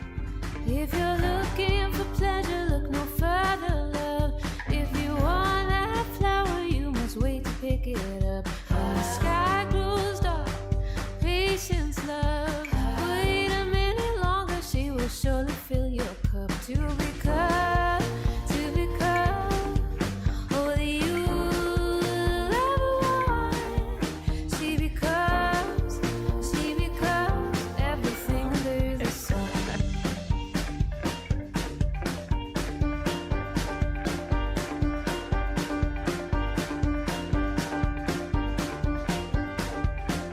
If you're searching for comfort, look no further, love. The wind is whispering and your time has come. The vision of one day you're pioneer, a young golden across the desert dear, to become, you become all that she is. You become everything under the sun. And it's such a good feeling just to be alive. Such a good feeling just to have her by your side here. Vision of wonder, you're a pioneer. You're a young golden across the desert beach. She's become all that you ever want. You've become, she's become everything under the sun. I love that video. Yes. I like the music. I like everything about it, and I just Yes, lots of people like that music. so again, and as Bill Wingrove was saying, notice the longer cut, you can see what is actually happening. Okay, now that video that's a whole different purpose. Their purpose is to promote and to showcase, I guess is the right word, that regatta and that style of sailing. And all of you just think, I think that's a nice video. Yeah. Now, I don't quite know what the strategic purpose of that World Sailing video is, but had we produced that World Sailing video for this crowd, I get it. I would have had the cuts would have been a little longer, and the music would have been perhaps a little less bouncy and jarring. But bravo Zulu to this group, and Jody, as you said, now that was as of last night, Friday night, and Saturday down there now, and they will be going live, and Jody's out there doing it, and bravo Zulu to them. I want to go back up because there's some cool comments apropos all of this after the John Spangos, with whom I texted this morning. Also, John, thank you for your help. Spango said he's going to send me some Prevagen. Prevagen is a mind. It's supposed to sharpen your mind after age 60, right? Right. You don't take Prevagen, do you? Is that why you're so sharp? No. It's the tequila. And the New York Times The New York Times crossword puzzle. Yeah. I obviously haven't taken enough tequila of late. Mark Wharton Reed, I miss when yachting and sail magazines had extensive racing coverage. The social side, Morris Stevens, I agree with you both. The social side of sailing is huge. Yes. Mark Husted is, the protest scenario is bad, but I want to highlight this comment by Clark Chapin, who said, my father, who's, closing in on 90, still alive, works all day, every day, has had to give up sailing because his poor knees are getting I understand that. too cretonic. My dad always said, the hardest part about getting somebody into sailing is convincing them that they can do it. Mm. Nobody wonders about that with a powerboat, and that's right. You got the steering wheel and you got the power, and away you go. And some people, Gary, Brad Reed, if you're watching, Gary, the great designer on Newport, I talk about brain fade, and others have tried to design boats that look like sailboats that look like power boats. You get in, you steer on a seat, kind of on the starboard side, and you got some control for the main. And my longtime friend Snipens, somebody help me, Gary, I'll think of it. Hoyt. Well done. You come up with that? No. Who came up with that? Steve Gruber. Gruber's amazing, as are all of our FOSI. All of our FOSI most of the time. And my mother, right after that, said, what? After referring to my father. Yeah, I think he's right, though. The hardest part about if that video from World Sailing was to interest people and get them involved in the sport, forget it. They're going to run fast the other way. Mm. If it's to get young kids who are already sailing, to keep them in sailing, maybe. And I think if you didn't grow up on the water, there is a sort of hesitancy to get out on that water. I agree. Way more than we think. Yes, absolutely. Stingray saying those 16-footers we just watched are wonderfully overpowered. And you heard that they do have two rigs. And one of the strategic questions is whether you put them in the big rig or the small rig each day. Anyway. Nathan Wilmot is whelmed under the Gak Pindar. Yep, there's a lot of great sailors. Bulger is saying, Chris is saying, Lingers, meaning Tom Slingsby, wants $3 million, he says, to drive an AC boat, but cruise on the skiff.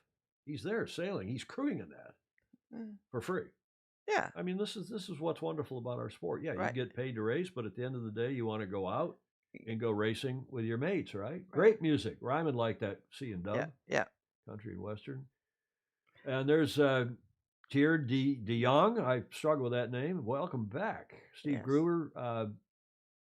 That tells you what sailing is actually fun and which is work. Yeah, Julie Aaron's saying, I didn't see any women, but there's no reason why women can't and don't sail in those boats. In fact, Julie, in the 13, the smaller version, there were women there were only 8 boats, I think. I looked at the results. But there are 8 boats, some of which had women, and maybe even one all-women's boat in that. So there are women sailing on those circuits, the 16 and the 13.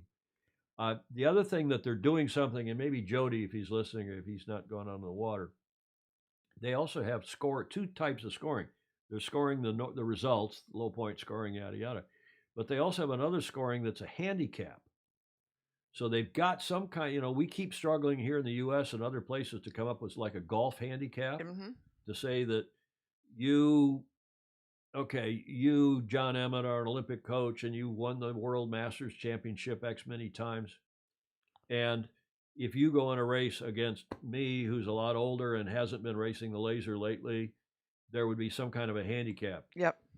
Built into the scoring system. And it looks like, again, if Jody or anybody, if Mark Husted, who knows, any of you Aussies particularly know what that's about, we need to talk about that. Jody says there are a lot of women skippering, including a lady who's over 60. Over 60? Great. Right. Slingers is ballast. Girlfriend is looking after the Bulldogs, so it's a cheap... How many 16s were there? John, from memory, there were something like 38. Again, if Jody will know. I did look at the results. Matthias Collins says, too, do you want social images? Check at Messenger what I sent you. Solo Europeans, informal barbecue by myself. But there are some good pictures available. And other places say. Oh, fun it is to ride. Yeah, well, it is true. Mark Reed saying 3 million. There's back and forth about how much Tom Slingsby is wanting.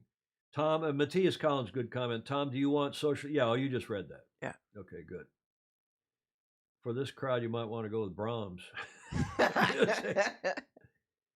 But Peter Stevenson, Pedro Foiling Sailor, is making a really good point here, Julia. After watching this, Tom, you now know why Australians dominate world sailing. Mm-hmm. What you see going on there, Macquarie. Yeah. Lake Macquarie up there with Jody.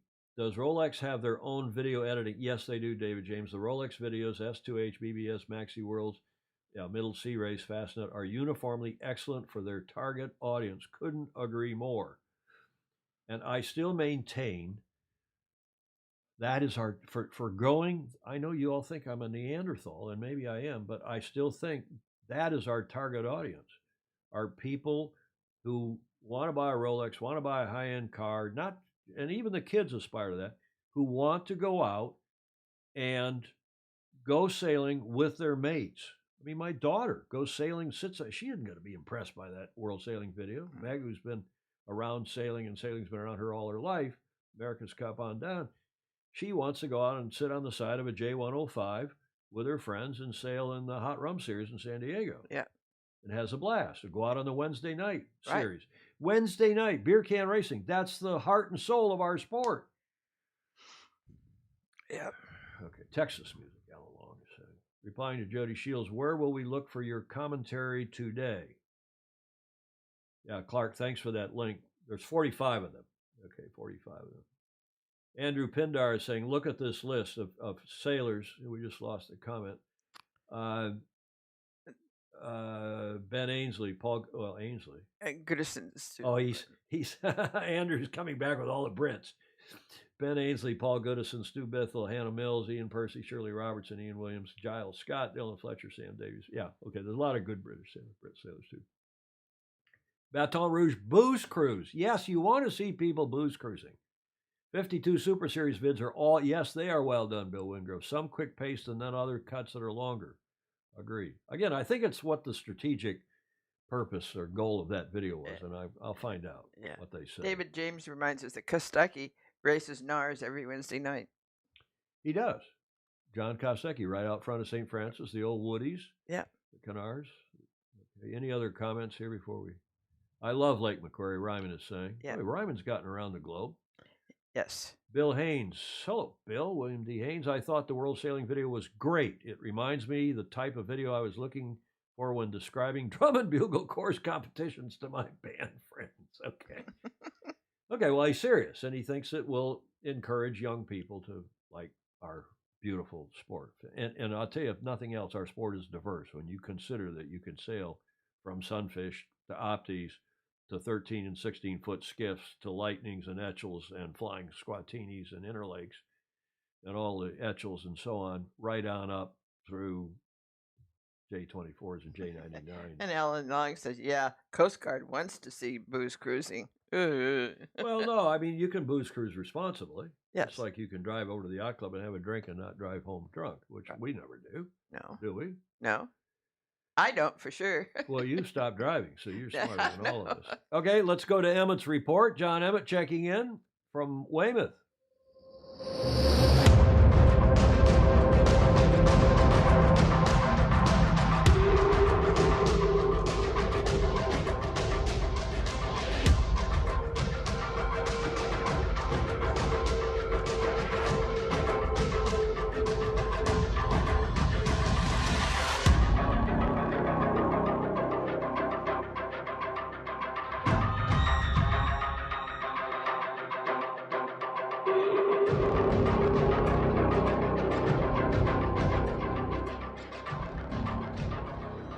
I'm going to stop this.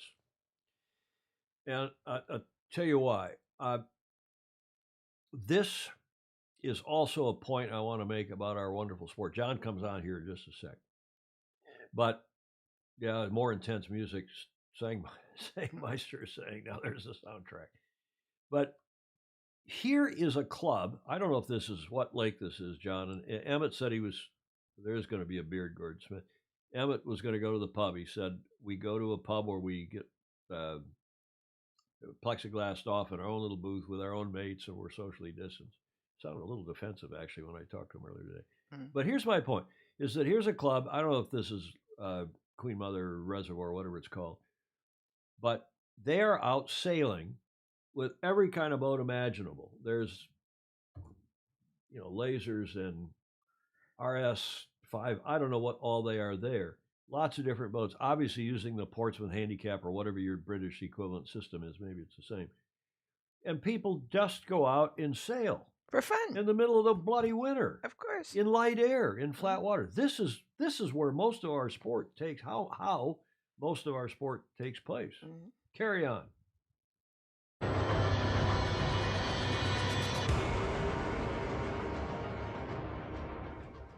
RS Arrow. Hi Tom, Julia and all the FOSI. There's a beer. Today I'm going to talk a little bit about rules. Now, I guess it's human nature that many of us don't like being told what to do, but we do need to think why rules are put in place. They're there for the common good. And I think this is something that is from sailing. If we didn't have rules, we would probably have gel coat all over the place. And it's also about fairness, so that we know that the person who wins the regatta is the worthy winner. And we have it at club racing all the way through to the highest levels of the sport, where rules can dictate the outcome of an event, a series, and actually possibly sailors' careers. And I think it's important that we're consistent. I find it very difficult when people think rules can be applied in some circumstances and not. So, for example, club racing, we still need to look at the rules. So if somebody hits a mark, they need to do a turn. If they break a rule with another boat, they need to do a turn. And obviously, if somebody's over the start line, they're OCS'd or they need to go back. And this just gets us into good habit forming for when we go to bigger competitions. Indeed, a few years ago, when I hit a mark, I ended up doing a 360 before I even knew what was going on. But those rules are important, and it can't become optional. You see the tests with small children. If they tell what we will call a white lie once and they get away with it, they do more and more so. So yeah, this is very important in the context we have at the moment, that the rules are there for our protection. And what I've seen, and what makes me very sad, is people have probably justified their own personal freedoms or own beliefs above what's probably good for their own health and indeed the public health. So I just feel that we've had this gradual trend in modern society where it's actually even okay to say things which are untrue if they proceed and further your agenda. So this is why in sailing I think we're very lucky that we have on the water jury for the highest levels of events. I mean, I think umpiring must be incredibly demanding. I certainly think they must feel just as much pressure as the sailors. And the big one is the Rule 42, which is the illegal propulsion. And it's really strange to have a sport where it's completely different depending what boat you sail. You have boats like the Ilkas where it plies all the time. And then you have other boats like the IQ foil where it just doesn't apply at all. In fact, I still expect to see a lot of pumping, especially trying to get up to that starboard ley line. I'd be very interested to see that. And then you have boats like the 470s, fins, etc., where you find that the rule applies some of the time, but not all of the time, depending on the wind strength. And again, it's down to your own sort of personal morals. If you're doing a club race and it's 6 knots, you should know what rules apply to you. But yeah, for 2022, I would like to see people stick to the rules a bit more because they're all for our good.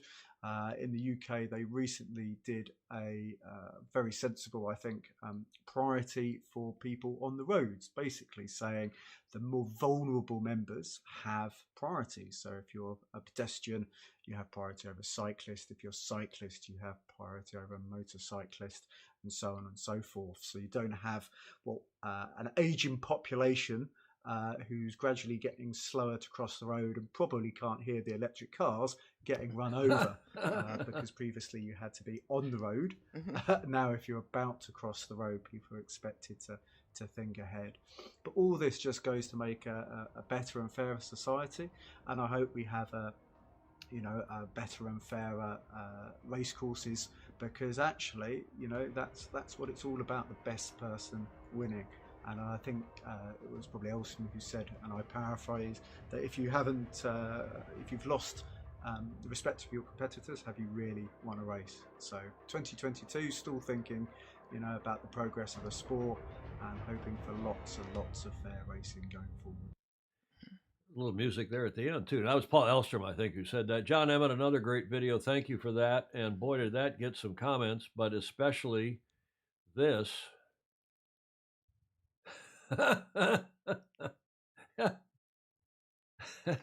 And I thought, rather than this being sponsored by Gillette, we might have to sponsor it by, what's that company that you can, get the gray out of your, you put it into your gray out or something. There's a lot of those different problems. But I should talk because I'm completely, gray, at least on the face. So, John Emmett, that was thank you, a terrific report, and then plenty of comments.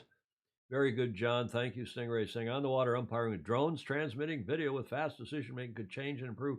Yeah, but man, is that expensive and hard. And besides, there's something nice. There's something to be said for self-enforcement, and that's one of the things that we've gone away from. Jared DeYoung is saying discipline, stick to the rules. Stingray replying to mate, you don't wish. Okay, there's a couple other comments here. Back above that, I agree with John's perspective. Gordon Smith is saying. Then there's, thank God his toothbrush is still handy. Yeah, John is turning into a werewolf. Holy crap, Mark Husted says. Let's have a whip around for some races for the poor bugger. Oh, dear. Emmett, that's great stuff. Thank you. I just, one thing I feel strongly about, Julia, is that we used to never have a 720 rule. We used to didn't have. We also did not have a throwout race. And now we've got both. And when you combine both, in fact, sometimes you get in a longer series, they're giving more throwouts when really logically you should probably have fewer. Steve Atkins says self-enforcement requires protests and protests suck. Yeah, okay. That's why you have umpiring and match racing and team racing. But trying to umpire fleet races, let me tell you from experience, unless it's like 10 boats, it's really hard. But back to if we keep going on with 720s and throwout races and then multiple throwout races, you're not motivated to enforce not self-enforcement in terms of you are more likely to break rules, because why not? Yeah, you're going to get if you break a rule and you get caught, you're going to get a throwout race, or you're going to be able to do a quick 720 and away you go. Now, my dad, Tom, speaking of Tom Sr., is widely credited by a lot of people. There's a famous article written about it by Dick Rose in Yacht Racing, what used to be Yacht Racing Magazine, Sail World now here, Sailing World. And my dad came up way back when, way before it was in the rule book, a rule called the 1080 rule, and you had to do 3 loops. And if you had a spinnaker up, you had to do something less than that. I can't remember. Clark Chapin remember. And that became ultimately, with some work from Bill Benson and the others in Scout Country, it became the 720 rule, which has been in the rule book since, I guess, the 60s or 70s. And, that was good because capital punishment, you hit a mark, you foul, you got to go home. That was no fun. So you could self-exonerate, do your 2 loops, and carry on.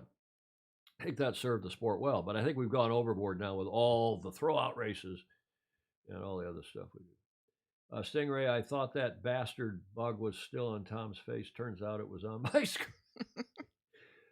Chris Dewar agreeing. He says, good take on the rules. It is interesting talking to kids and how their opti coaches teach versus they grow into the ILCA class and self-policing. More self-policing in ILCA versus opti.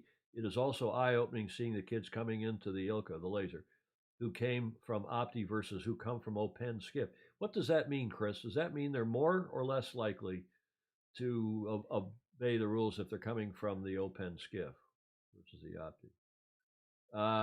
Some other comments here. Atkins, most drones. Yeah, okay. What other comments?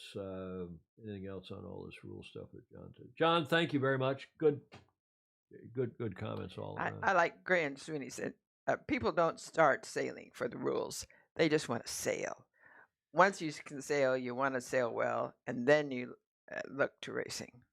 And you look into then the racing rules and learning the rules.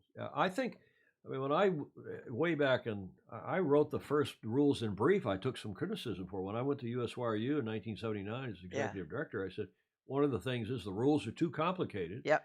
Especially for newcomers. Yeah. People get frustrated and they want to just say to hell with this. So I wrote a little 10-page, one little card that fit in a number 10 envelope, just 10 or 11 points. I can't remember the code flags on the back, with the help of the late great Greg Bemis, who was our rules maven in this country.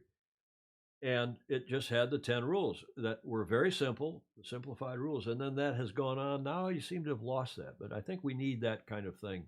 Especially when you're beginning. You don't care if you're 42 degrees or 44, Exactly. Yeah.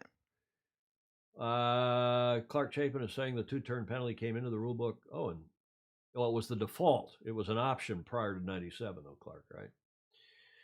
This day in history is up.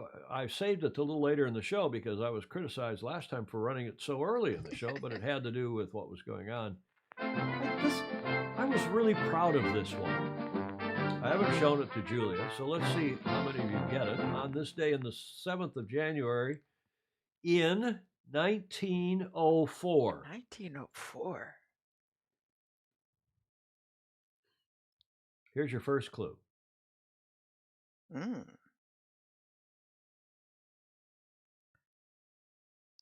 Here's his name. An Italian. Guglielmo Marconi. Well, it must be the Go ahead. The undersea. No. No. No, just radio. Oh, just radio. Not sonar. Radio. Yeah. Widely credited as the inventor of radio. Now, there's a lot of connections to our sport. Mr. Marconi, Signore Marconi, who later he was a Marchese, I think. Wireless, Jeff Ogle, yes, wireless radio, exactly. The Marconi, no, not the Marconi. Well, the Marconi rig, maybe Bill Wingrove, because of a single mast that looked like I don't know how the Marconi rig got named Marconi. Radio transmissions of an AC, yes. It all ties together, thank you. This yacht, coming into New York Harbor in 1899, a painting by M.J. Burns, is the SS Ponce, which is many of you will know is a town on, I think, the south side. It's a nice sailing harbor, the south side of Puerto Rico. And this yacht was entering New York Harbor because in the autumn of 1899, his first demonstration in the United States of wireless took place. He'd been doing it in the UK and France. Marconi had sailed to the U.S. at the invitation of the New York Herald newspaper to cover the America's Cup International Yacht Races off Sandy Hook, New Jersey. The transmission was done aboard this boat we just showed you, the SS Ponce. A passenger ship. A passenger ship. What did I say? A yacht. Well, okay, it's a yacht.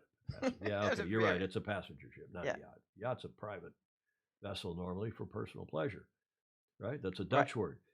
Ponce is that nice town down on the south shore of Puerto Rico where they had the Pan Am Games not, I don't know, some decades ago. So that is your second clue. But remember, we're not talking about 1899 or his coverage, which was the first radio transmission of the America's Cup, but it was a big deal. David James has done his Googling or knew this. He said SOS was originally QCD. Yes, you're right, David.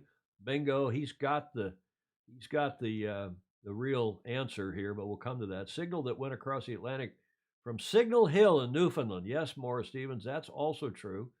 Having a listen out for other vessels, SOS, Titanic accident, radio transmission. Okay, you got all this.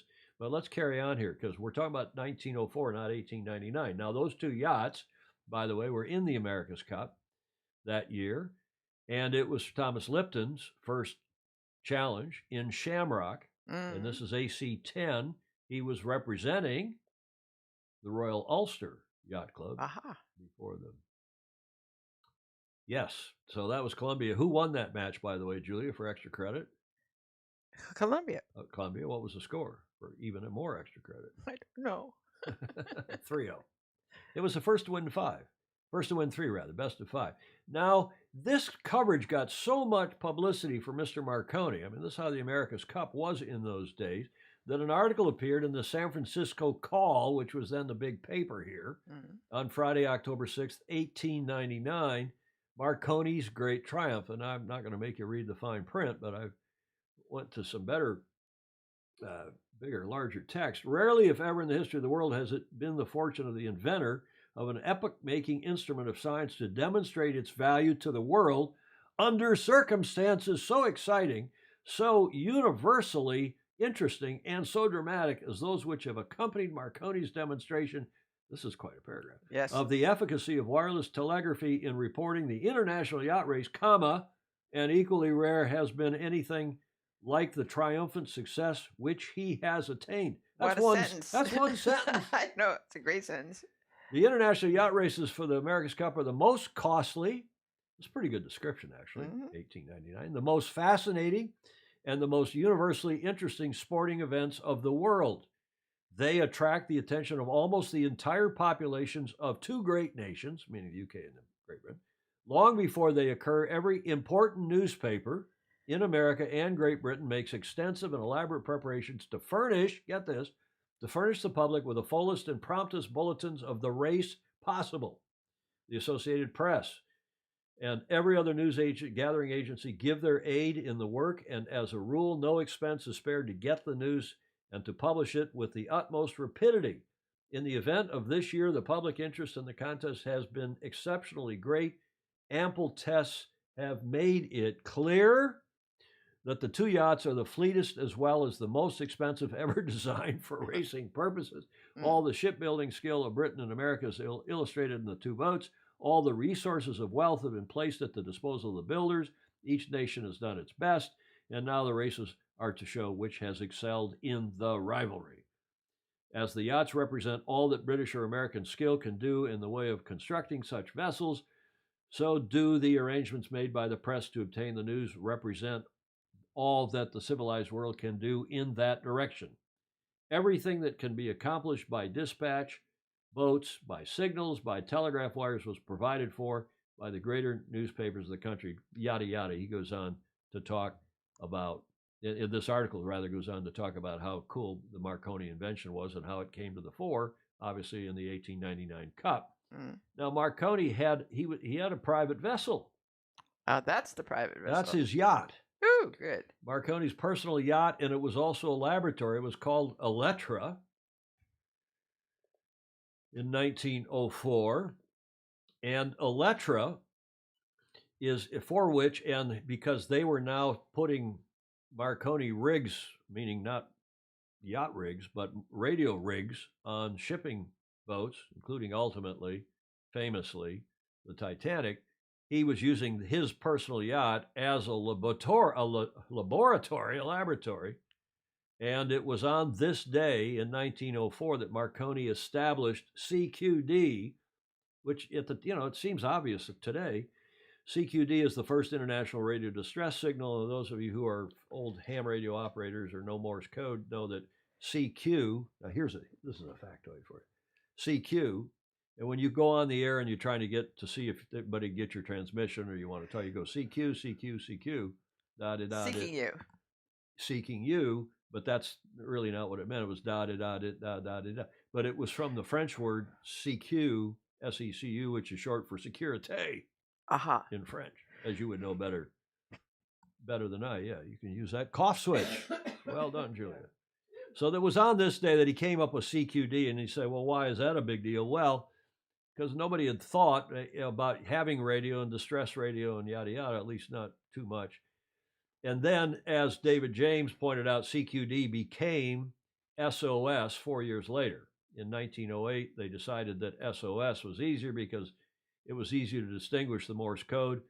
Did da da da did it. Because it's 3 dits is S, 3 dashes is O, did it da da da did it. So that was what happened 4 years later. And then, of course, as you all probably know, famously, Marconi's rig, and he was putting, this is the only photo, the only known photo of the radio room called the Marconi radio room on the Titanic. Wow. Taken by some preacher, some priest, appropriately enough. And on the 15th of April, 1912, the Titanic's radio operator, Jack Phillips, initially sent CQD, which was still commonly used by British ships. Harold Bride, the junior radio operator, suggested using SOS, saying half jokingly that it might be his last chance to use the new code. Phillips thereafter began to alternate between the two. And although Bride survived, Phillips perished in the sinking. So sadly, it was probably his last, first and last use of SOS. They've been trying to recover on the Titanic, this company that was, among others, that were trying to lift the boat, or at least get into the boat. And there's various agencies that are fighting and others are agreeing. But they've gotten into it. They have gotten into it, but they haven't been able to get that radio gear out. They were trying to get the radio. But those radio operators, Phillips and Bride, were not employed by the White Star Line, but by Marconi International Marine Communication.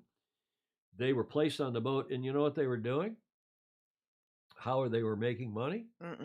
They were taking, this is the internet. This is the cell phone today, only from a cruise ship. People, rich people on the cruise ship wanted to send messages back to their friends. So they'd go to the radio room, they'd dictate a thing. These guys were so far behind and taking all these dictations and then sending it out into Newfoundland or to wherever it was, as Maura was saying, back to their friends and family, sending telegrams, in effect, back to their family by radio. And it was a big deal. Hey, look at this. I'm out in the middle of the ocean. I'm sending you a message. Yes. But long story short, after the sinking of the ocean liner, survivors were rescued by the Carpathia of the Cunard line, Cunard if you're a Brit. Carpathia took a total of 17 minutes to receive both and decode the SOS signal sent by the Titanic. There was a distance of 58 miles between the ships. When Carpathia docked, talk about he must have been good with his PR. When Carpathia docked in New York, Marconi went aboard with a reporter from the New York Times to talk with Bride, the junior radio operator, who was the surviving operator. After this incident, Marconi gained popularity and became more recognized for his contributions to the field of radio and wireless technology, I bet. Yes. But he saved, he's credited with saving 700 lives because they were able to get to, or his gear was able to get to Carpathia, which then came along and rescued some of them. Anyway, on this day in history, CQD, which people have argued meant a lot of different things, but should we go to comments? Tom, you can buy a watch made from scrap. You can? John Schaefer. John, you were a great guest the other day. Thank you. Alan Long later. That is quite a Marconi story. Yep. Thank you, Stingray. Alan Long later. TP become a song by the Police. Da. I don't know about that. Replying to Lake Craig, sideband radio stuff. It was 1904 that Marconi lost a patent case in the USA. I just Googled it. Okay, Gordon Smith. Frax. Okay, was some other comment up here? Okay, they're talking about drones and Luca Craig. Did you touch on them? Yes, at the top of the show, Luca. American Magic. By the way, one of you's pointed out in a private message to me, because I'm getting texts here during the show as well on the phone. One of you pointed out that indeed New York didn't say they'd filed a challenge. New York's press release said they were intending to enter. So I don't know what I used in the rush around as I did just preparing the show, if I said are challenging or will challenge, but that's true. I know that from talking to various sources. So yes, we did cover that at the top of the show, and now at the bottom of the show here in the D block, we will give you, these are all from McIrvin, with whom I spoke this morning. Andrew called me. He's obviously smarter than all of us, Mr. Dr. Andrew McIrvin, Secretary General of the IMA, the International Maxi Association. He's in Lanzarote, in the Canaries, preparing for tomorrow's start of the RORC's IMA's transatlantic race. And he's going to be down there for a few days. And then fly? And then he's going to fly not to Grenada, but he's going to fly home for a week, then fly to Grenada. Grenada. And I think all of these funnies are from him, but he's having a great time. He asked to send everybody his best regards, and yes, he will come back on and talk about a couple things. He'll talk about this race that's going on, but also about COVID, but also about the I think, growing controversy here in the States. And Commodore Glidewell, if you're on, there is, the ORC is going to be used here at St. Francis has just announced for the Rolex Big Boat Series here. And there are a lot of people saying that's not a great idea. and we're going to have to get Dobbs Davis on, and we're going to get others to come on, and we'll explore that whole continuing controversy. And I agree with John Sangmeister, that rule's got problems, and I think problems that can probably be fixed. But why, Julia, don't we have one offshore rule like we used to do in the heyday of the IOR? And I just boggles my mind. And why is the IOR no longer appropriate? Well, that's a story for a whole nother day, but it's just it's long gone. And there's been an outgrowth. The IOR and the IMS are now the IRC. Yeah. We'll carry on here though with these funnies. We are now entering. I don't think this was from Andrew, but one of others of you said we are now entering year. It's hard to believe. It's the third year of this bloody pandemic. Yeah. Okay, just a few days in, but nonetheless, we are now entering year 3 of 15 days to slow the spread, and people are locked down. We've got a masking thing here in California again. You got to wear a mask indoors again. Mm-hmm. Bill Wingrove was saying there's a big push to use ORC in Tampa Bay. And yeah, that's Spangos is saying, yeah, that's a long story, Julia. Okay, I'll wait. Did you see this comment? I understand that Novak Djokovic return flight is a private jet company called Flu Corona Air.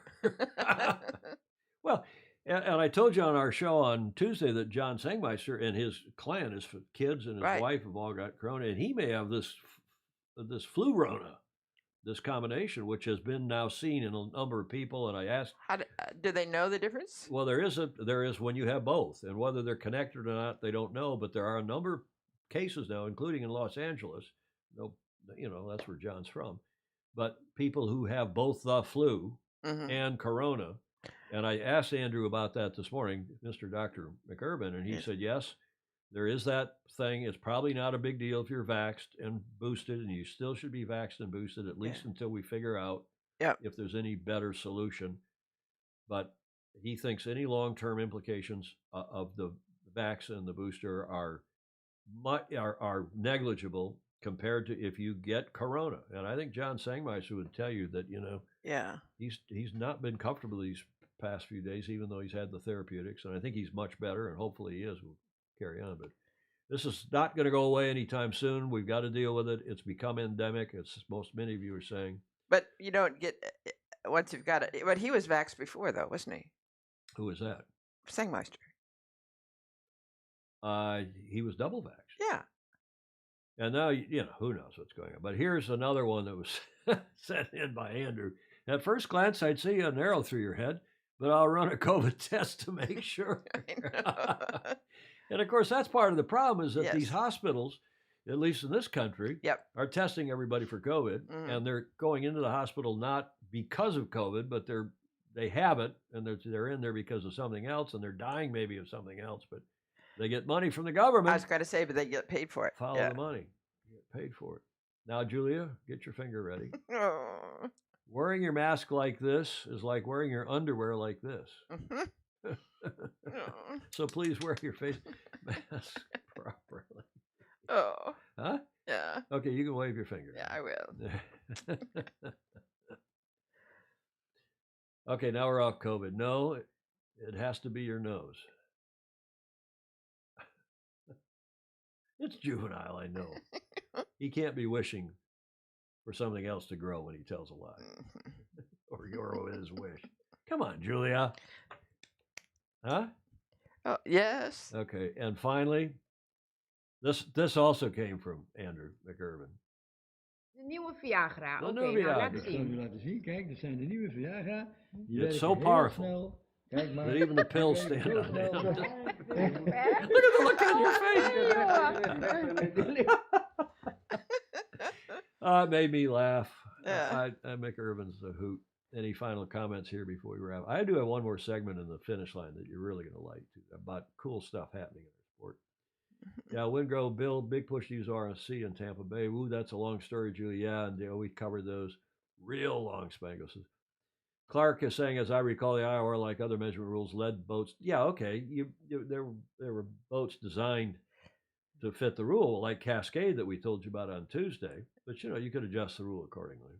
Rosemary Metzger, there's a new name, huh, Rosemary? Mm. I'm not sure what your fave was. Gordon Smith's laughing. I'm due my Pfizer booster soon, Ted Ryman is saying. I'm glad they put your fire out down there, Ted. And I didn't put anything in about Yakovich. There were a lot of jokes because he's got, what day is Saturday down there now? He's in quarantine. He's apparently from Serbia, right? Yeah. So he's missed his Christmas. The Orthodox Christmas is yesterday or this weekend or the last couple of days, I guess. So he's been and has had to miss his Christmas in quarantine. But you know, they've talking with some Australians this morning. There are a lot of people in Australia applauding this and saying, "Hey, the rules are the rules, and it's not rules for thee, but not for me," and that sort of stuff.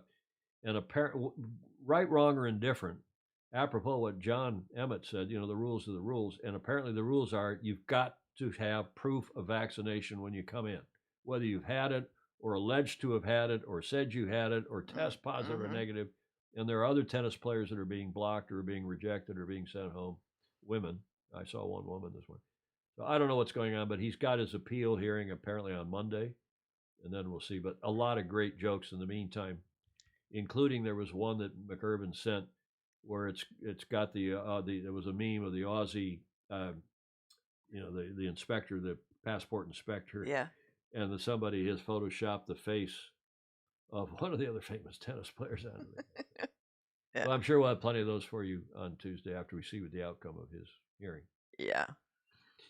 Let's get to the finish line because this is a cool thing, I think, that's happening in the sport, this double-handed sailing. And there's a story just out today that Shirley Robertson and Dee Kafari are teaming up for the double-handed sailing series in the UK next summer.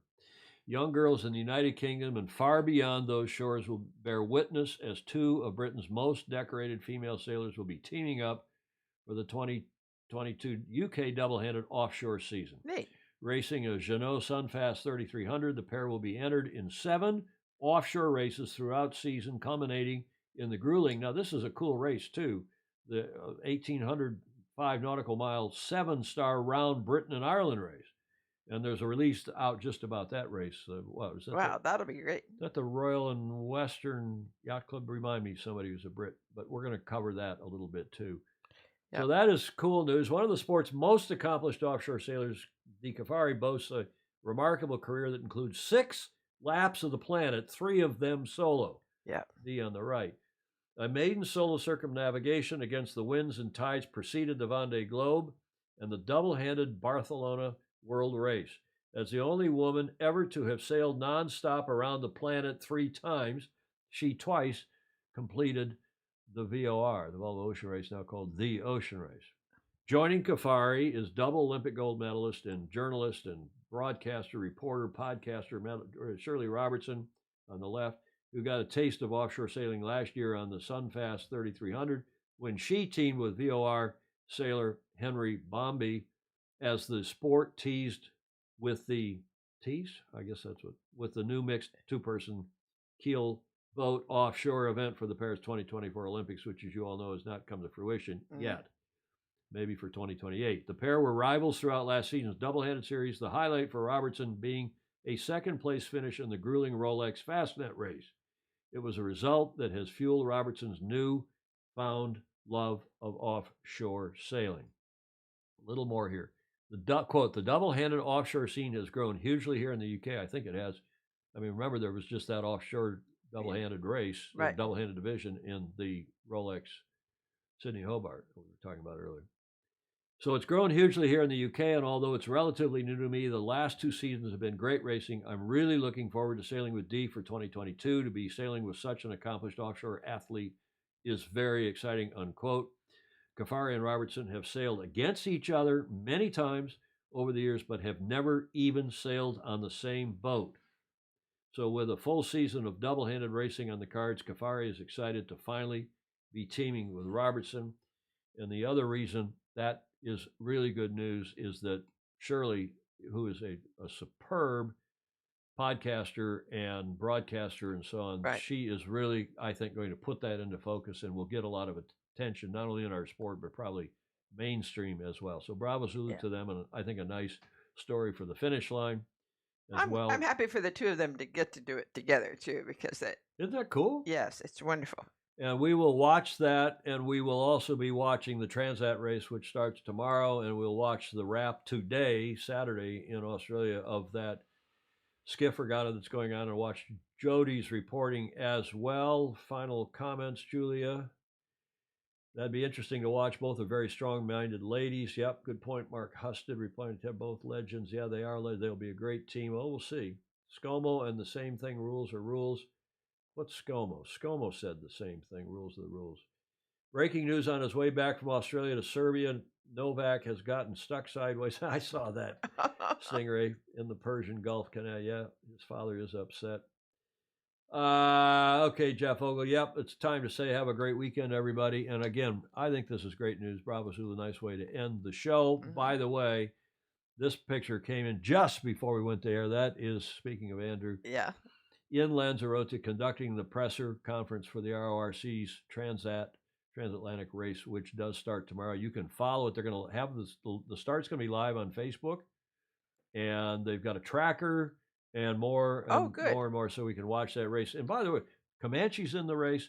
There are a handful of multi-hulls, 6, 7, 8 multi-hulls, and some big ones, some of the old teams. And also 30, I think he told me. I talked to him at some length on the phone this morning. And 30 monohulls. Wow. And a lot of the cream of the that should be great, of offshore racing. So we'll have a look at that. Bravo Zulu to Andrew for all he does to help lead that part of our sport. He does, and it's got to be a difficult job if you think about of all the personalities involved. Yeah, but you can see even on our show, I think, just how cool he is and calm and how articulate, and I don't think much bothers him. An awesome show again. Thank you. The Persian Gulf Canal, is that new or is the Suez moved? Clark said, yeah, okay, you guys can argue about it. Okay, Julia, your witness. Yes, great opportunity to like, follow, and share. Indeed it is. And as you know, we have comments. They're still open because you are all so well behaved. Our FOSI are fantastic with their comments. Those of you watching a replay, please comment as well, because we go back and read them and appreciate very much. And you can click that bell to get notified when we are going live or about to go live. We put notices up now a day in advance, so it'll give you a little reminder on your YouTube or your Facebook page. Sports on Patreon. Thanks again, Stingray, as I mentioned on Tuesday, for your significant contribution. We really do appreciate it.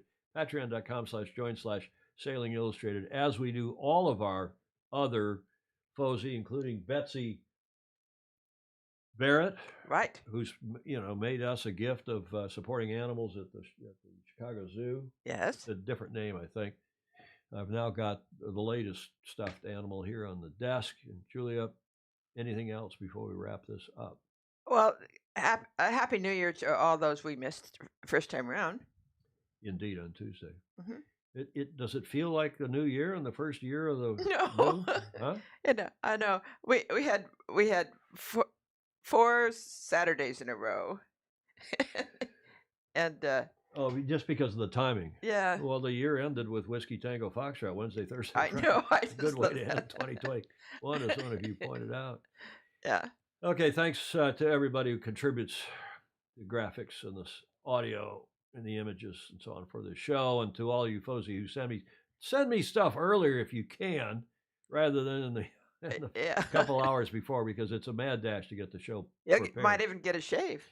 Well, I might get a shave, but it was kind of nice not to get one. I know. And I'm going to see if I can catch up with Emmett. Maybe not shave for a few weeks. Oh. Do you approve? No. Who cares about that? Nobody cares about that. Thanks, everybody. Hope you have a great weekend, that you can spend it with the ones you love. And even better yet, if you could go sailing, sail fast, sail safe, and have fun. Ciao.